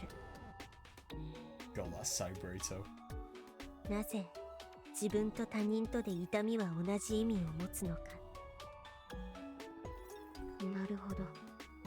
それは全ては私であるからと言いたいわけか。Well, because they're products of your world, and the fact that your reality is just a product of you rather than a product of your brain, your body, your everything. そう。それが過程なな。But the only thing is that's a really solipsism related belief, because it just thinks that you are the product of the world, you are the product, your soul is the product of everyone around you, and everyone around you is created in order to appeal to your soul. And the thing that's fucking weird, I just think the thing that's nicest about Subarashiki Hibi is it properly scares you about the world you live in and how unreal things like these are, and how unreal, I mean, even if this isn't reality, how human logic can be taken to make realistic arguments to think that everyone who is different, everyone in this world could potentially just be an extension on yourself. Oh my god, hang on a second.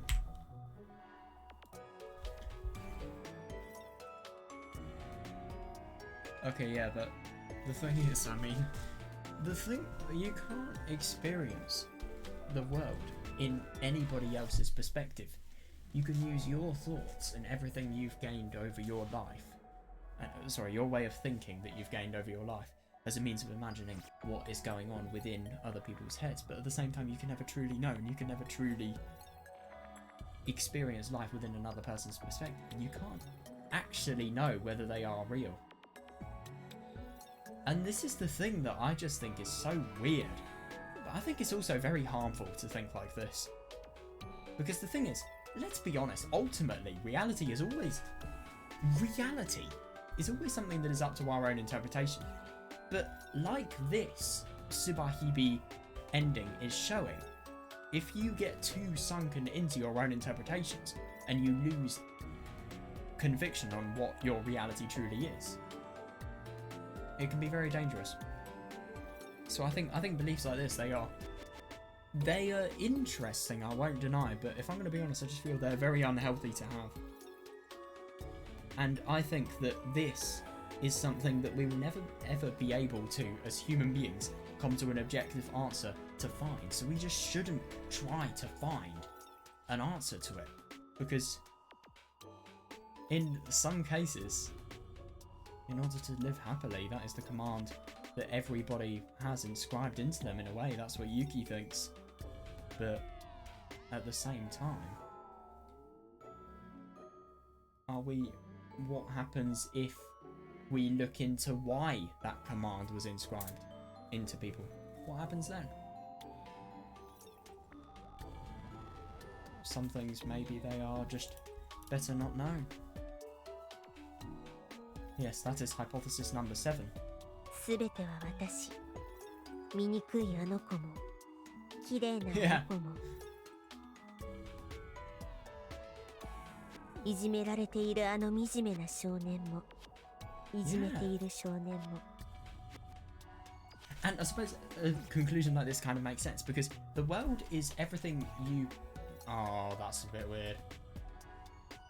The world is everything you perceive, and all of the people you see in the world are the people that exist in the world.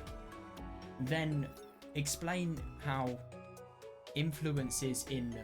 Let's say, for example, you're in England.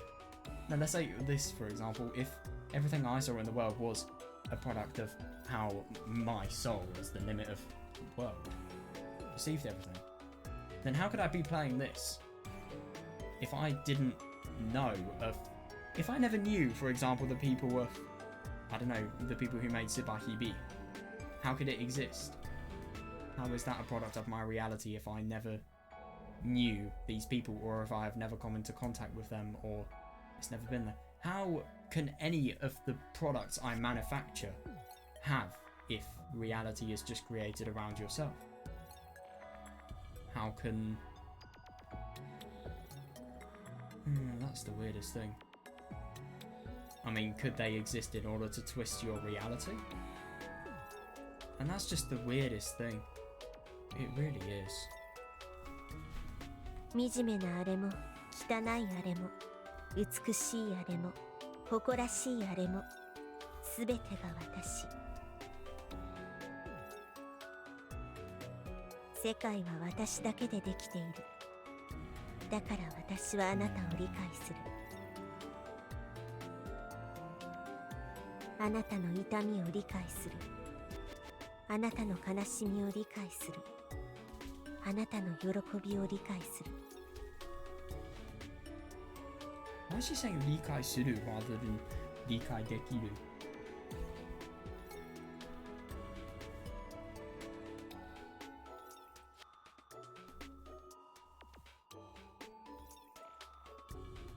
世界は無数の私があるだけ。 If you were a product of the world, why are there things that can threaten your existence that are outside of your control, potentially? Like for example, natural disasters, let's say. Let's say you live near a volcano and you believe in ideas like this. Why could your existence then be threatened by... Or actually, it would be part of your reality, so it could be something you perceive. Okay, let's say really unexpected natural disaster. Why would something like that be something that can threaten the world for you if it is an infinite number of me? Why is... No, if anything, then that's the question. Why is nature what it is? And why are there so many... Why do human beings have the design that they have? Why does everything... It's just so fucking weird. It really is. And this is just the funny thing about questioning reality, because no matter what happens, you lead to more questions than answers. But of course it would be, because this is something that nobody knows and it's fully open to interpretation, and there are so many flaws within logic of what we can perceive.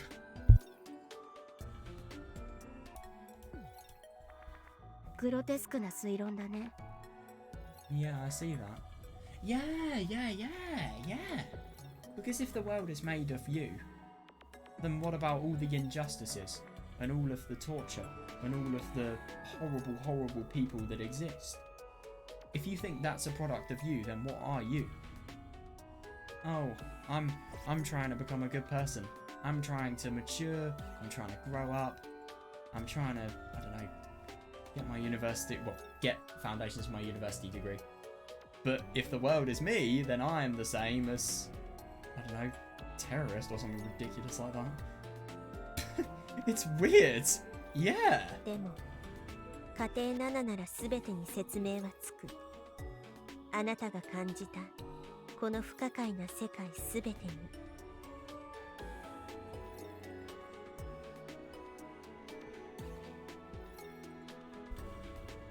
説明がつくなら何だってそうだよ。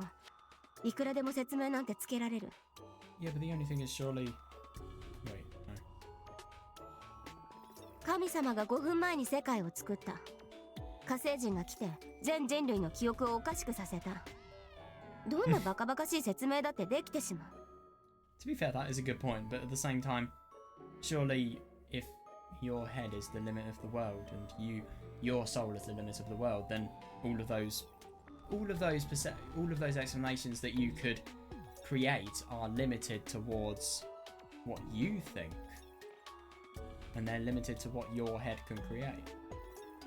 I mean, I suppose that means you can create an absolute ton of them, but they will never be the truth. But what is the truth? Is a better question.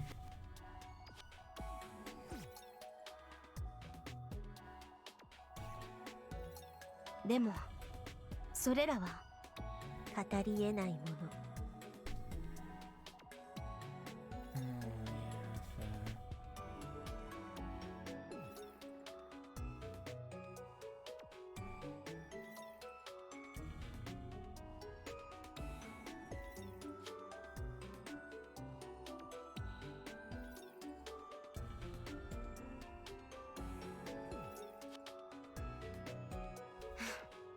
それで、家庭7だとしたらどういうことなの？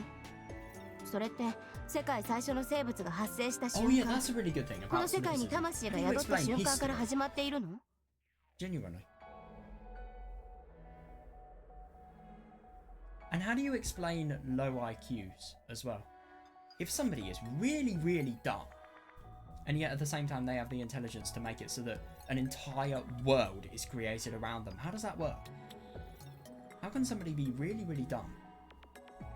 And yet at the same time, this can be possible? How can their brain have the power to comprehend it?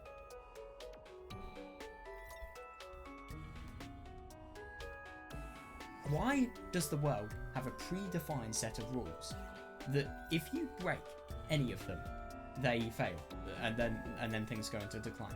Like for example, let's say systems of equilibrium. Let's say, I don't know, for example, what's a really good example?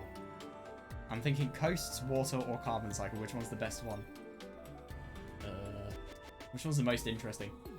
I don't know. Let's just say global warming, for example. I mean, why is it the case that the world has rules that are out of our control if we are the people who have created the world? Why is it the case that when, for example, we fuck the atmosphere up by all of our industrial processes, car usage and billion and one other things, and burning fossil fuels, stuff like that, but yeah, why is it the case that the world reacts? And why does the world have a set definition of rules?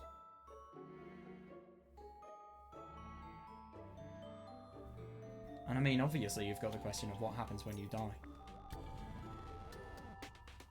And what is the soul? And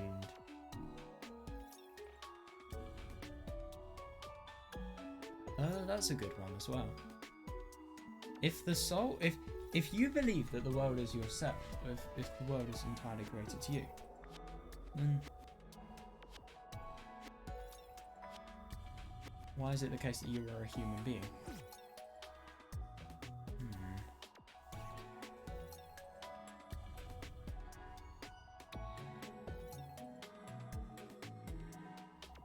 それともどこか特殊な時間的な位置、何かそういった地点から発生しているのかしら？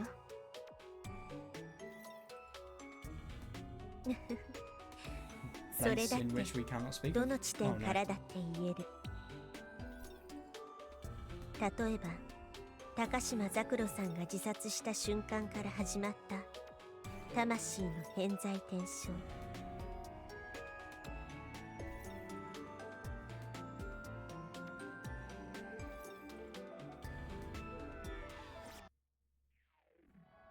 同じ世界を何度も違う私としてのやり直し。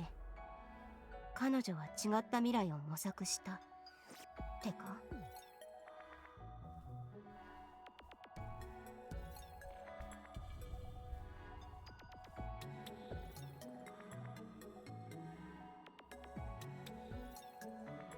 あるいはあの夏の日、沢井村でのユキさんが死んだ瞬間から始まった魂の偏在転生。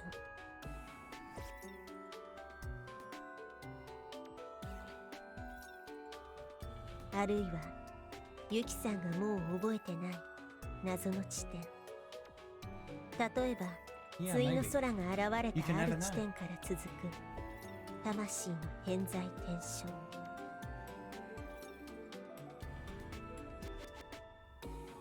対の空が現れた？何それ？そんな地点があるの？あくまでも仮定、そう想像することもできる。ある地点、世界の終わりと言われた日、そこで世界が終わっていたにもかかわらず、魂は延々とその世界をループさせ、あたかも存在するかのように振る舞った。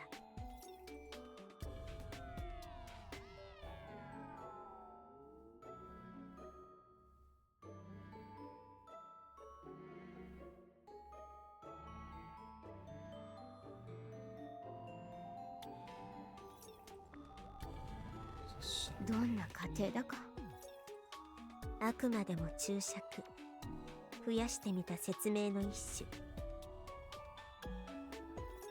それをユキさんが気に入るかどうか I は hate 知ら that ない all of these are logical, genuinely. That just makes it even more creepy. 私が気に入るか。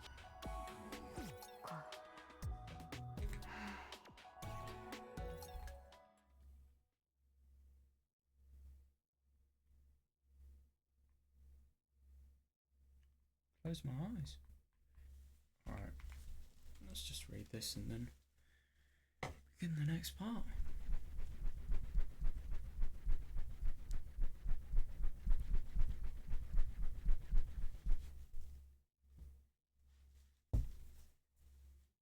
What is the definition of more than one Yuki-san? Because you've got to be... How flexible are you willing to be in determining what Yuki-san is?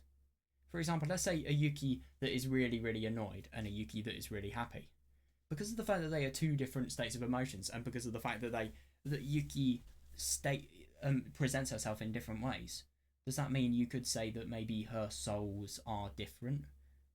No, her souls aren't different, because these are just set ways of reacting that her soul has always had, and her soul develops as well throughout time. Maybe not.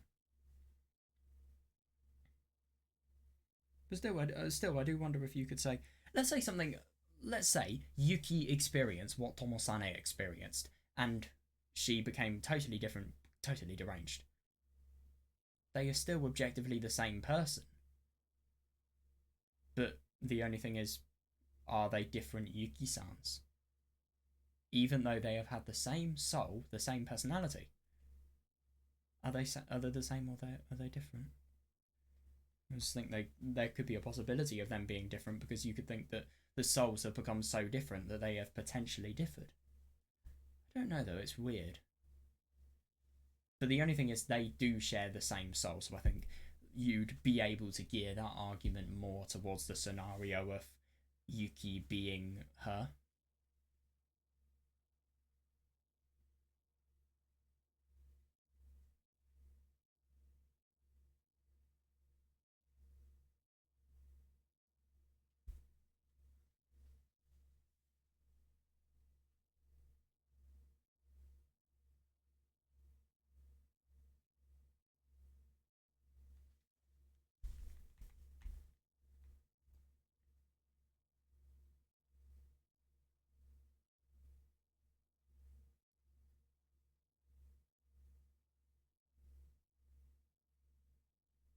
So why, if this is the case, why is it the case that when the world ends, the soul still continues the looping around of the world, and the reincarnation of souls but encourages the world to move forward? So why is it the case that what was I going to say? Why is it the case that the life of a person ends, and what happens to the soul then? Is it the case that it just reincarnates and it goes back towards the point in which the world ended, and then it experiences the world with another Yuki there? I don't know, it's so weird. It really is.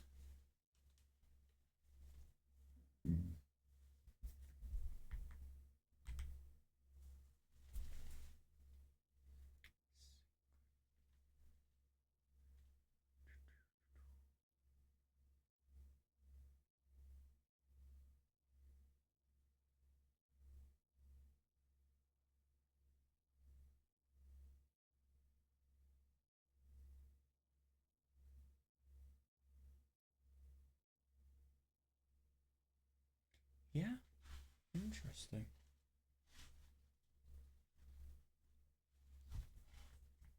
I close my eyes. Maybe the world ended a long time ago, in the distant past. How can you prove it? If you've Umineko spoiler.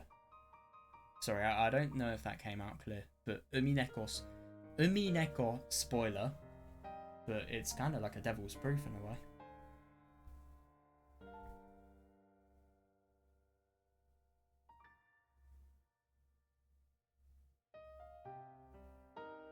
You can never know, yeah. But why is there a set point in which everything has to reincarnate?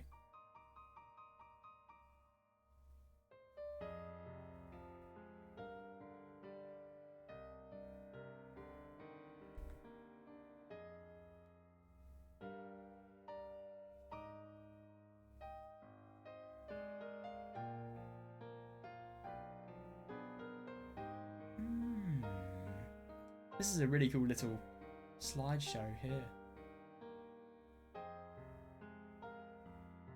Also, actually being able to see these people's full sprites. Why does Takuji have his shirt up so fucking high? Dude, I bet you his belly button is probably... Look, his belt is probably above it. Anyway. Yeah, it's a very weird belief. It really, really is. But how can you be Kagami? Kagami isn't even human. Actually, I remember the theory, what the true nature was of Kagami. That does kind of make sense. But surely Kagami, how Kagami is seen is... Wait, what? Why is Zakudon not wearing ties? Oh, wait. Oh, no, I'm getting confused. Yeah, what's really unusual is just the fact that,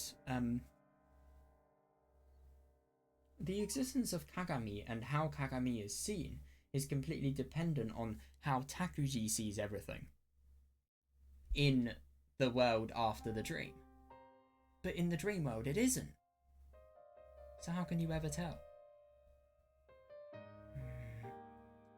Now, what I find weird is the fact that if you're a soul and you're reincarnating and you've forgotten all of these times in which you have potentially been everything, what would happen if you remembered, firstly? But secondly, why are you forgetting? And if anything, I feel like if you're forgetting all of the times you have reincarnated, why is it the case that you are able to contemplate this? You would have thought that if you'd always forget every time you reincarnated, surely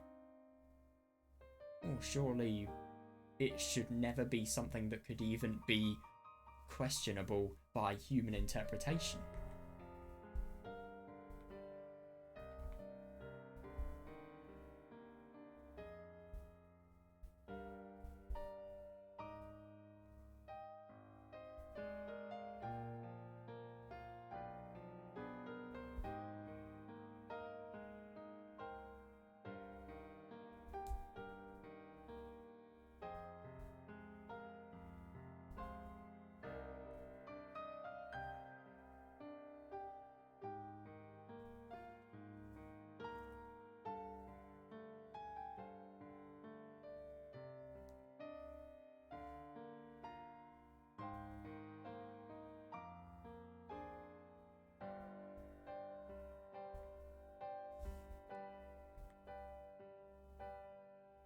Yeah.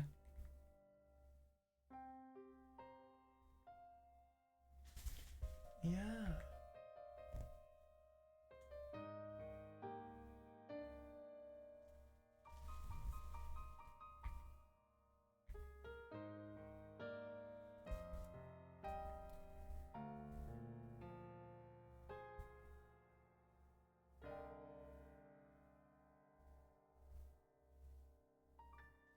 Yeah, totally.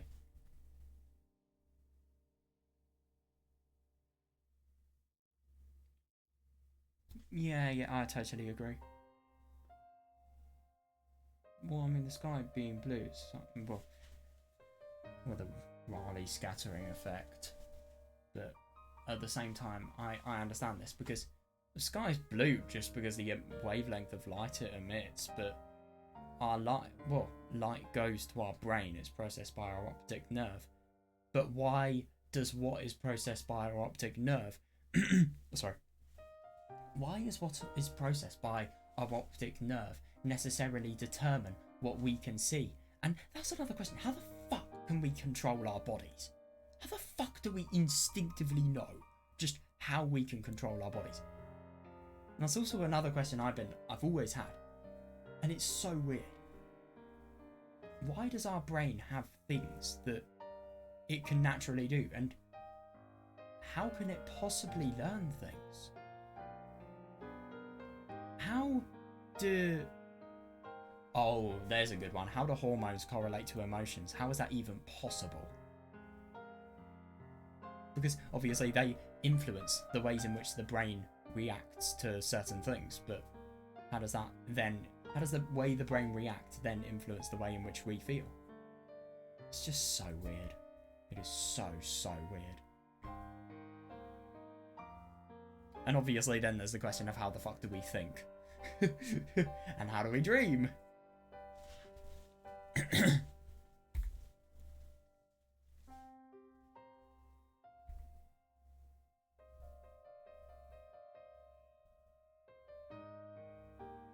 Well, you would have thought space, but I mean, I would doubt that this is going to be so literal.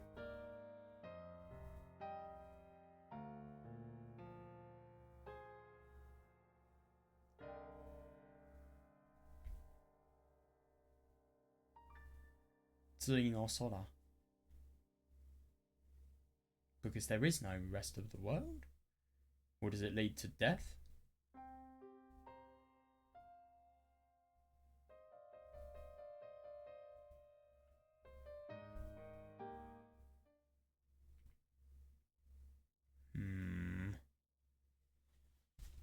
Oh, this is odd.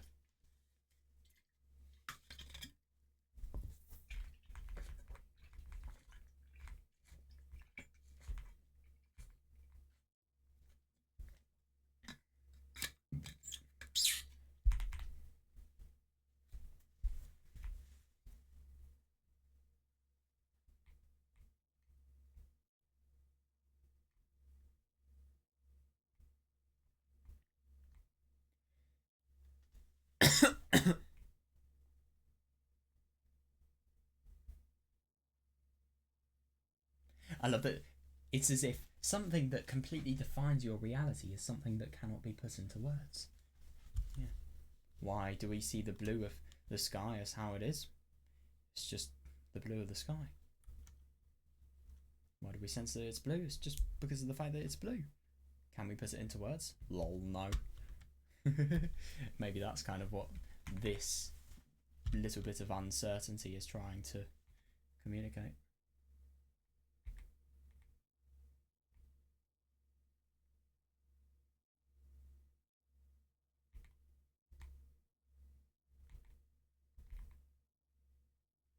Yeah, I see that, because how can the world beyond the limit of your world be the end sky, the one that represents that which you are going to go to when dying if you reincarnate? And then you experience the same part as one soul again and again and again and again and again.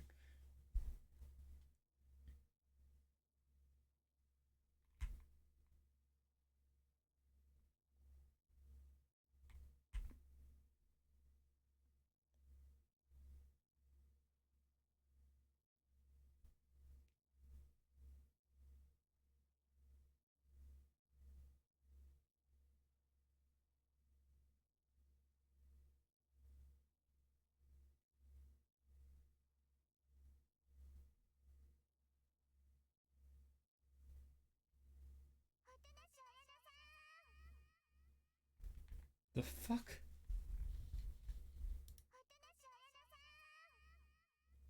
Hang on, is that Kimika's voice?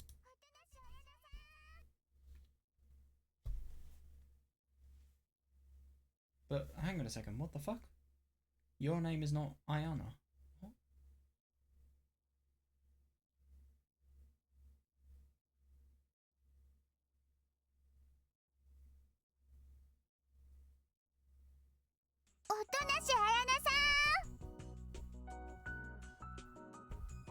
はい。たく探したよ。たくどうしたのよ、一人でこんな場所で。終業式始まっちゃうよ。What the fuck? 始まる。そうだよ。始まっちゃうよ。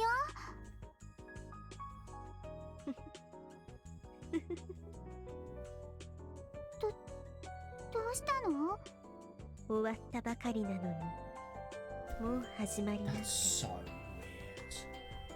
weird. いいえ、行きましょう。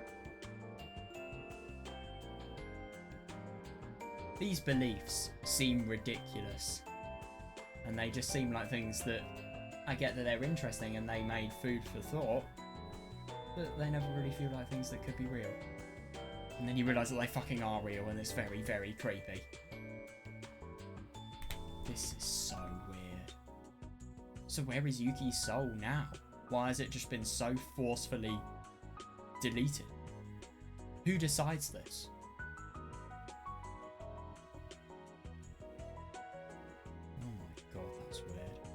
I think the world is Ayana's soul.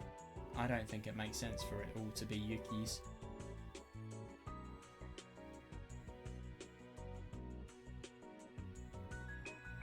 And maybe like Ayana said, she could just be insane and these are personalities that she has drawn up.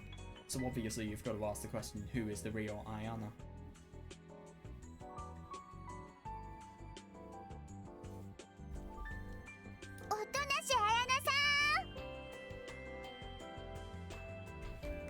How to make someone mad. Listen to this on repeat for 10 hours.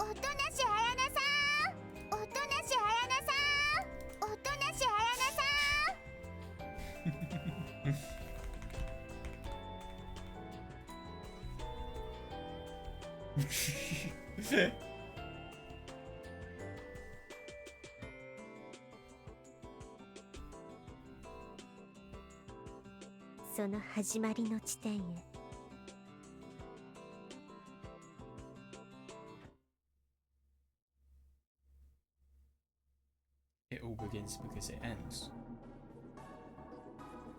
New song.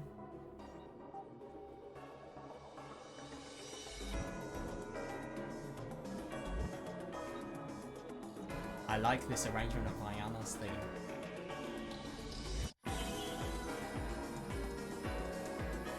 This sounds so cool.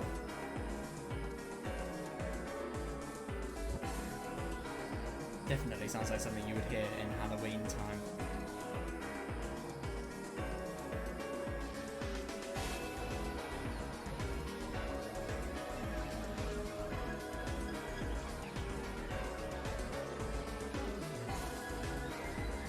This really feels like a trip into an insane person's mind.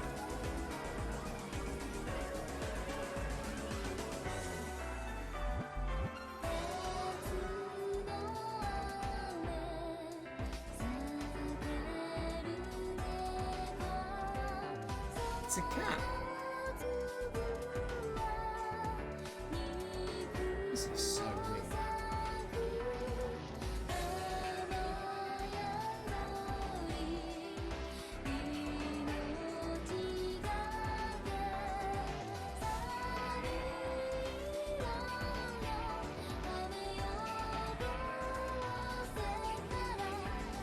Oh, something's coming up.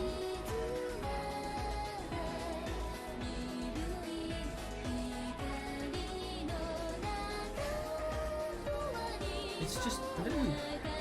It's so ambiguous and it really lacks logic, whatever it is. Oh, it's a C. And now it's straight. Wait, no, it's a C. No, it looks like a C, but it's actually a Y.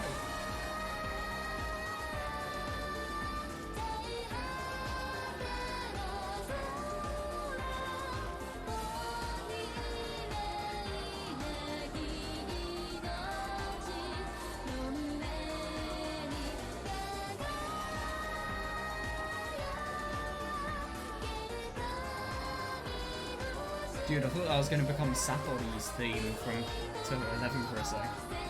It really sounded like it. An interesting little creature. I mean, this looks like some sort of machinery. And yet, it looks like a person at the same time. Oh my god, what's this? Oh shit!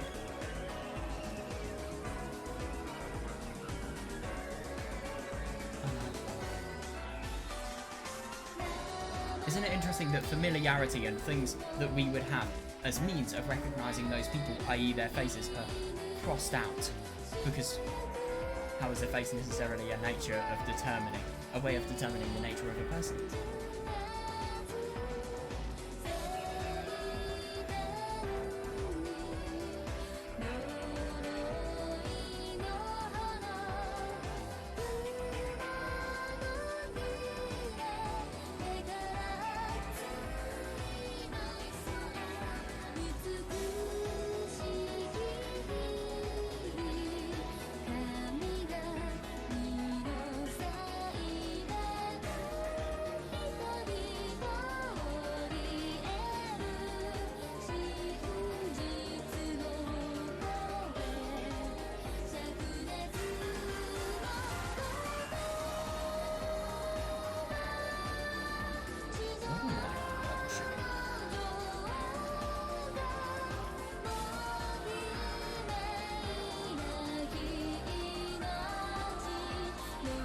Such a weird art style as well, can I just mention it?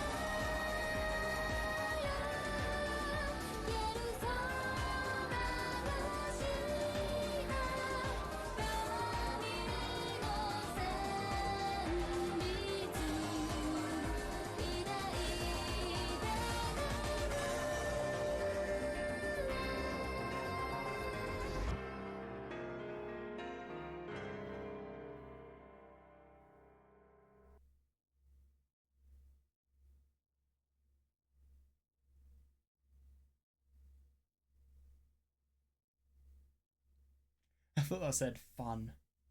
It is not the end of Subarashiki Hibi, but all of the official content. Sure. What now?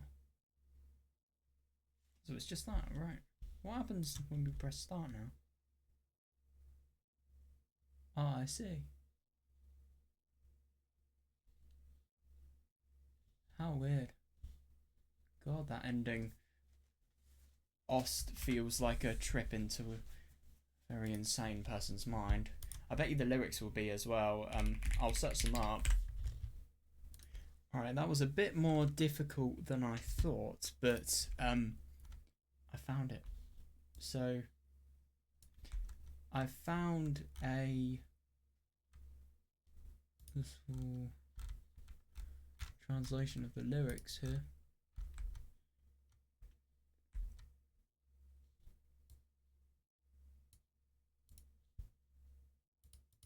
Right, here we go.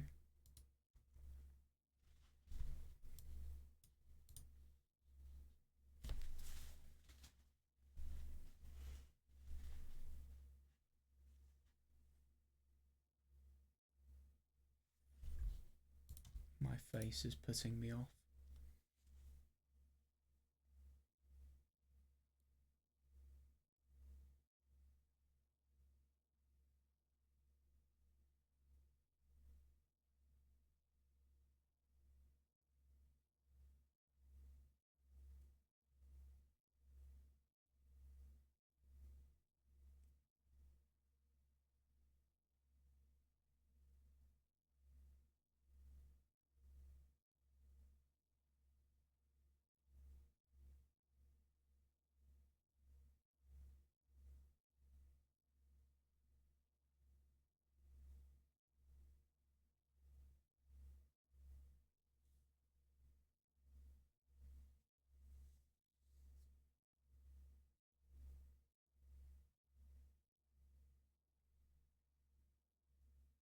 That's so unusual.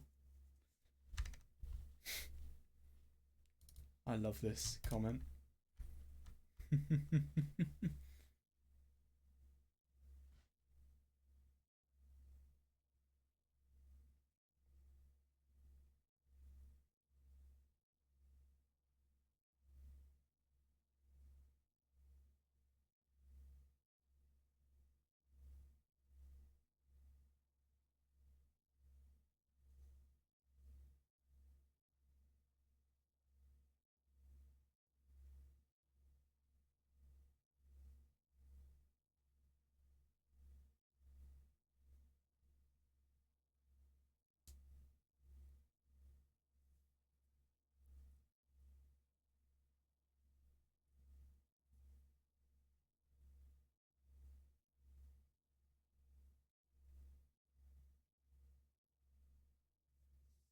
very interesting.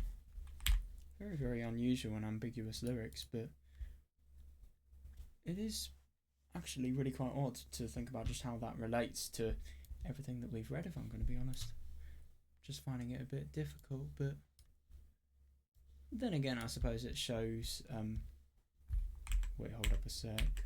Just want to get the lyrics side by side so that I can just confirm what I'm thinking. So, I mean, I think that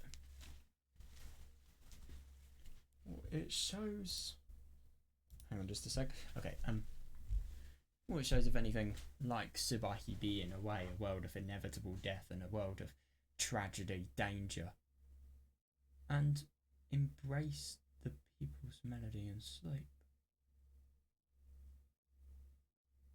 rather than endlessly trying to fight this world in which death is inevitable and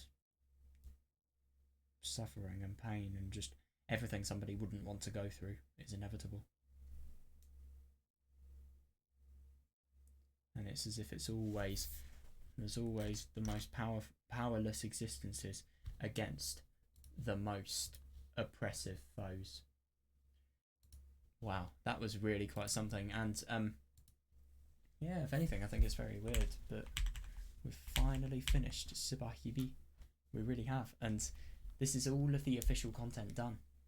Now, all we have got left to do is do the Knocking on Heaven's Door ending, which we'll do tomorrow. Now, I think this ending was really, really cool, and I love how, out of all the endings, I think this has easily been the one that has made me not only just realise the true message of how fucking weird Subarashiki Hibi is, but also it's just let me re-experience this story so much more, and I'm really quite grateful for that. And it's let me rethink, and in general, I think now it's just I've gone out of this having more questions than answers, and it's really given me something to think about and something to theorize. I mean, there's just so many weird things that are existing as a result of this ending, and so many things that I could have never imagined, especially because of the fact that they're not just imaginations of what could have happened, but rather they are proven by the ending. All of these theories, they are proven, especially the theory of the world only being, well, the world only being the product of one soul. That is proven at the end. That's so weird, but it's really cool, honestly. I really like this, and I think if I had to rank all of the endings, I'd say this one's, I'd say this one, and then The Hill of Sunflowers, and then obviously Wonderful Every Day. Yeah, I really like Jabberwocky too. I think it was really solid, and those endings, all of them are so unique, and they really just add interpretations to the story, sure, but they also add so much fun, and they just add a really, really nice send-off, I think. And I love it. I really do. And I think Jabberwocky II as well, it's just a really, really strong chapter. There are so many things that I like about this chapter, if I'm going to be honest. I mean, I think I won't deny I found Takuji's moment where he totally traumatized Tomosane a bit unrealistic and underwhelming, but apart from that, I love Tomosane and Hasaki's relationship, and the relationship with Yuki as well. Absolutely brilliant. Absolutely brilliant. I loved it.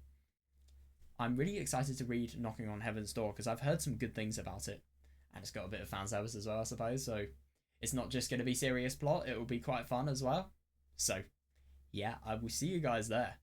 I'm intending to take 2 episodes on Knocking on Heaven's Door, so yeah. I won't say see you in the finale today, but I will tomorrow. No, actually the day after. I'm not reading tomorrow, but yeah, see you guys. Anyway.